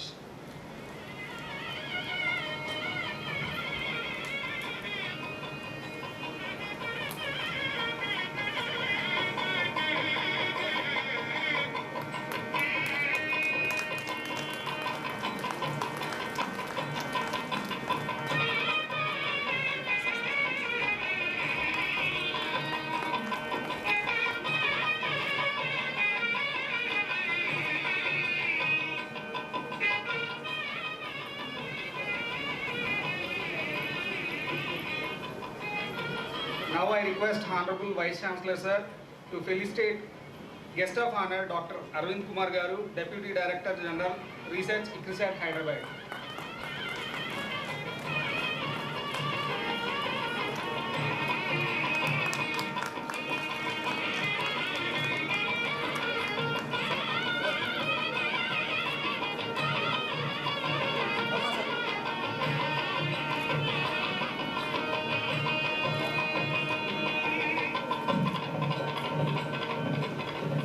Now I request Honorable Vice Chancellor of Acharya N.G. Ranga Agricultural University, Dr. A. Vishnuvardhan Reddy Garu, to felicitate keynote speaker Dr. Potula Srinivas Brahmanand Garu, Project Director, Water Technology Center, IRI, New Delhi.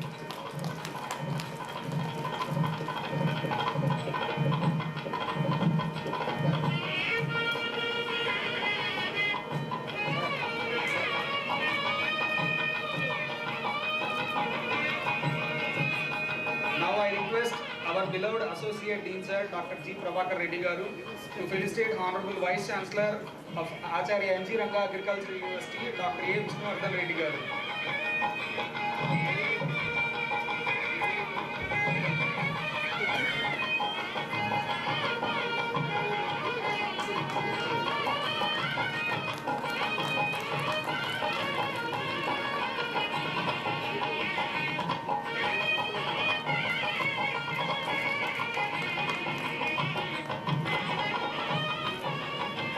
Now I request our beloved Associate Dean Sir, Dr. G. Prabhakar Reddy Garu, to felicitate Dr. G. Ramarao Garu, Dean PG Studies, Registrar ANGRAU.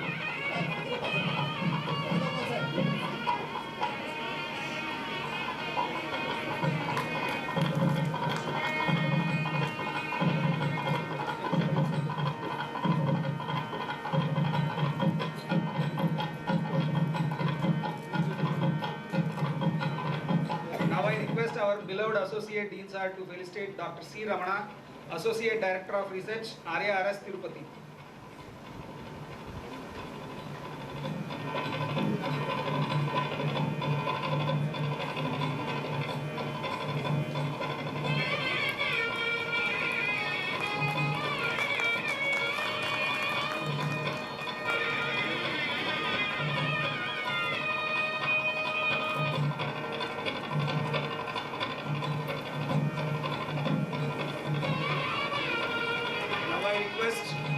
Honorable Vice Chancellor of Acharya NG Agriculture University, Dr. A. Vishnuvardhan Reddy Garu to felicitate our beloved Associate Dean Sir, Dr. G. Prabhakar Reddy Garu.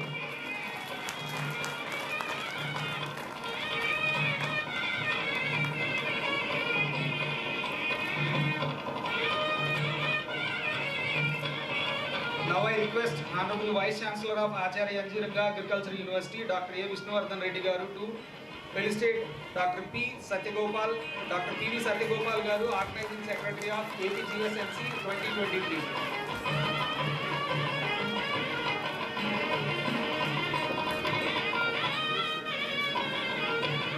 Thank you to all the dignitaries on the dais and everyone for giving me this opportunity. Thank you one and all. Thank you, Shivanagaraju. Now I request our Student Organizing Secretary M. Uday Bhaskar, Department of Agriculture Extension, to propose the formal vote of thanks. Esteemed dignitaries and participants, a pleasant good afternoon to one and all. Myself M. Uday Bhaskar, PhD scholar from Department of Agriculture Extension and the Student Organizing Secretary, feel honored to have an opportunity to express my profound and most sincere gratitude to all those who have made this event a grand success. Let me start by expressing my gratitude to the Almighty God for making inaugural function a resounding success. First and foremost, on behalf of our university, I would like to extend my heartfelt gratitude to the Chief Guest, Dr. K. Hemchandra Reddy Sir, Chairman, AP State Council of Higher Education, Government of AP, for gracing this occasion despite of his busy schedule. We are extremely grateful to you, sir, for your insightful letters. Thank you very much, sir. I deeply extend my thanks to Dr. A. Vishnuvardhan Reddy, sir, Honorable Vice Chancellor, ANGRAU, for presiding over this function and for an enlightening address. Your address was unique and prompted us to visualize everything from a new perspective. Sir, thank you for your constant encouragement to all of us to make this national conference a significant event.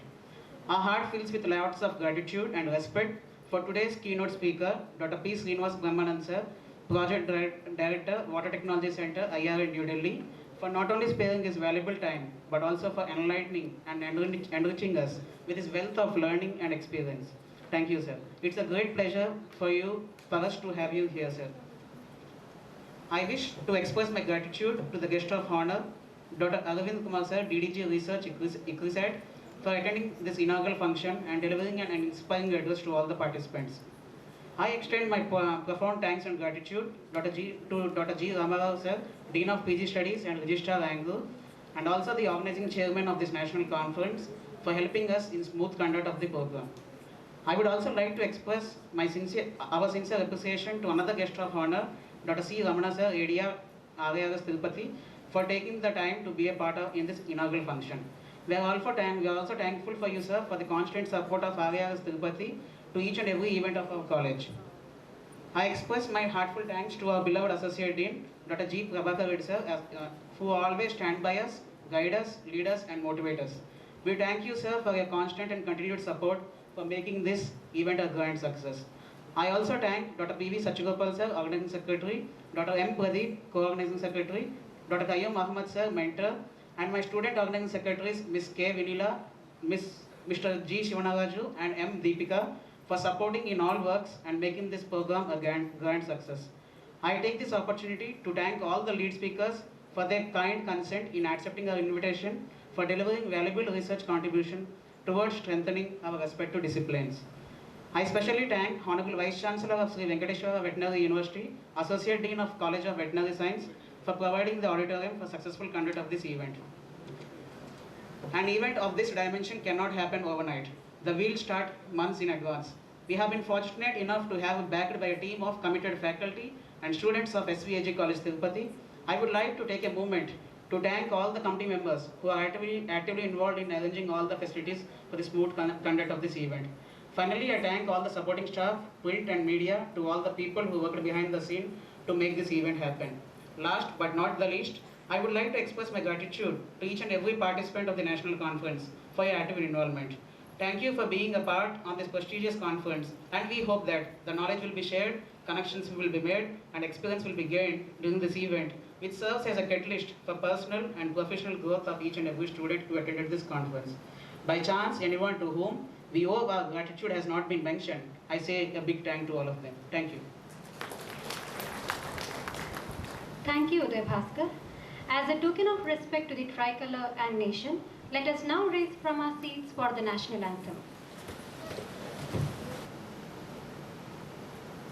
Jana Gana मन अधिनायक जय हे भारत भाग्य विधाता पंजाब सिंध गुजरात मराठा द्राविड़ उत्कल बंगा विंध्य हिमाचल यमुना गंगा उच्चल जलधि तरंगा तव शुभ नामे जागे तव शुभ आशीष मांगे गाहे तव जय गाथा जन गण मंगलदायक जय हे भारत भाग्य विधाता जय हे जय हे जय हे जय जय जय जय हे.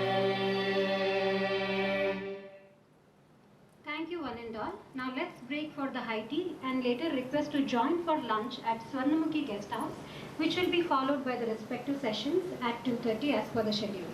I thank one and all for giving me this wonderful opportunity. Thank you.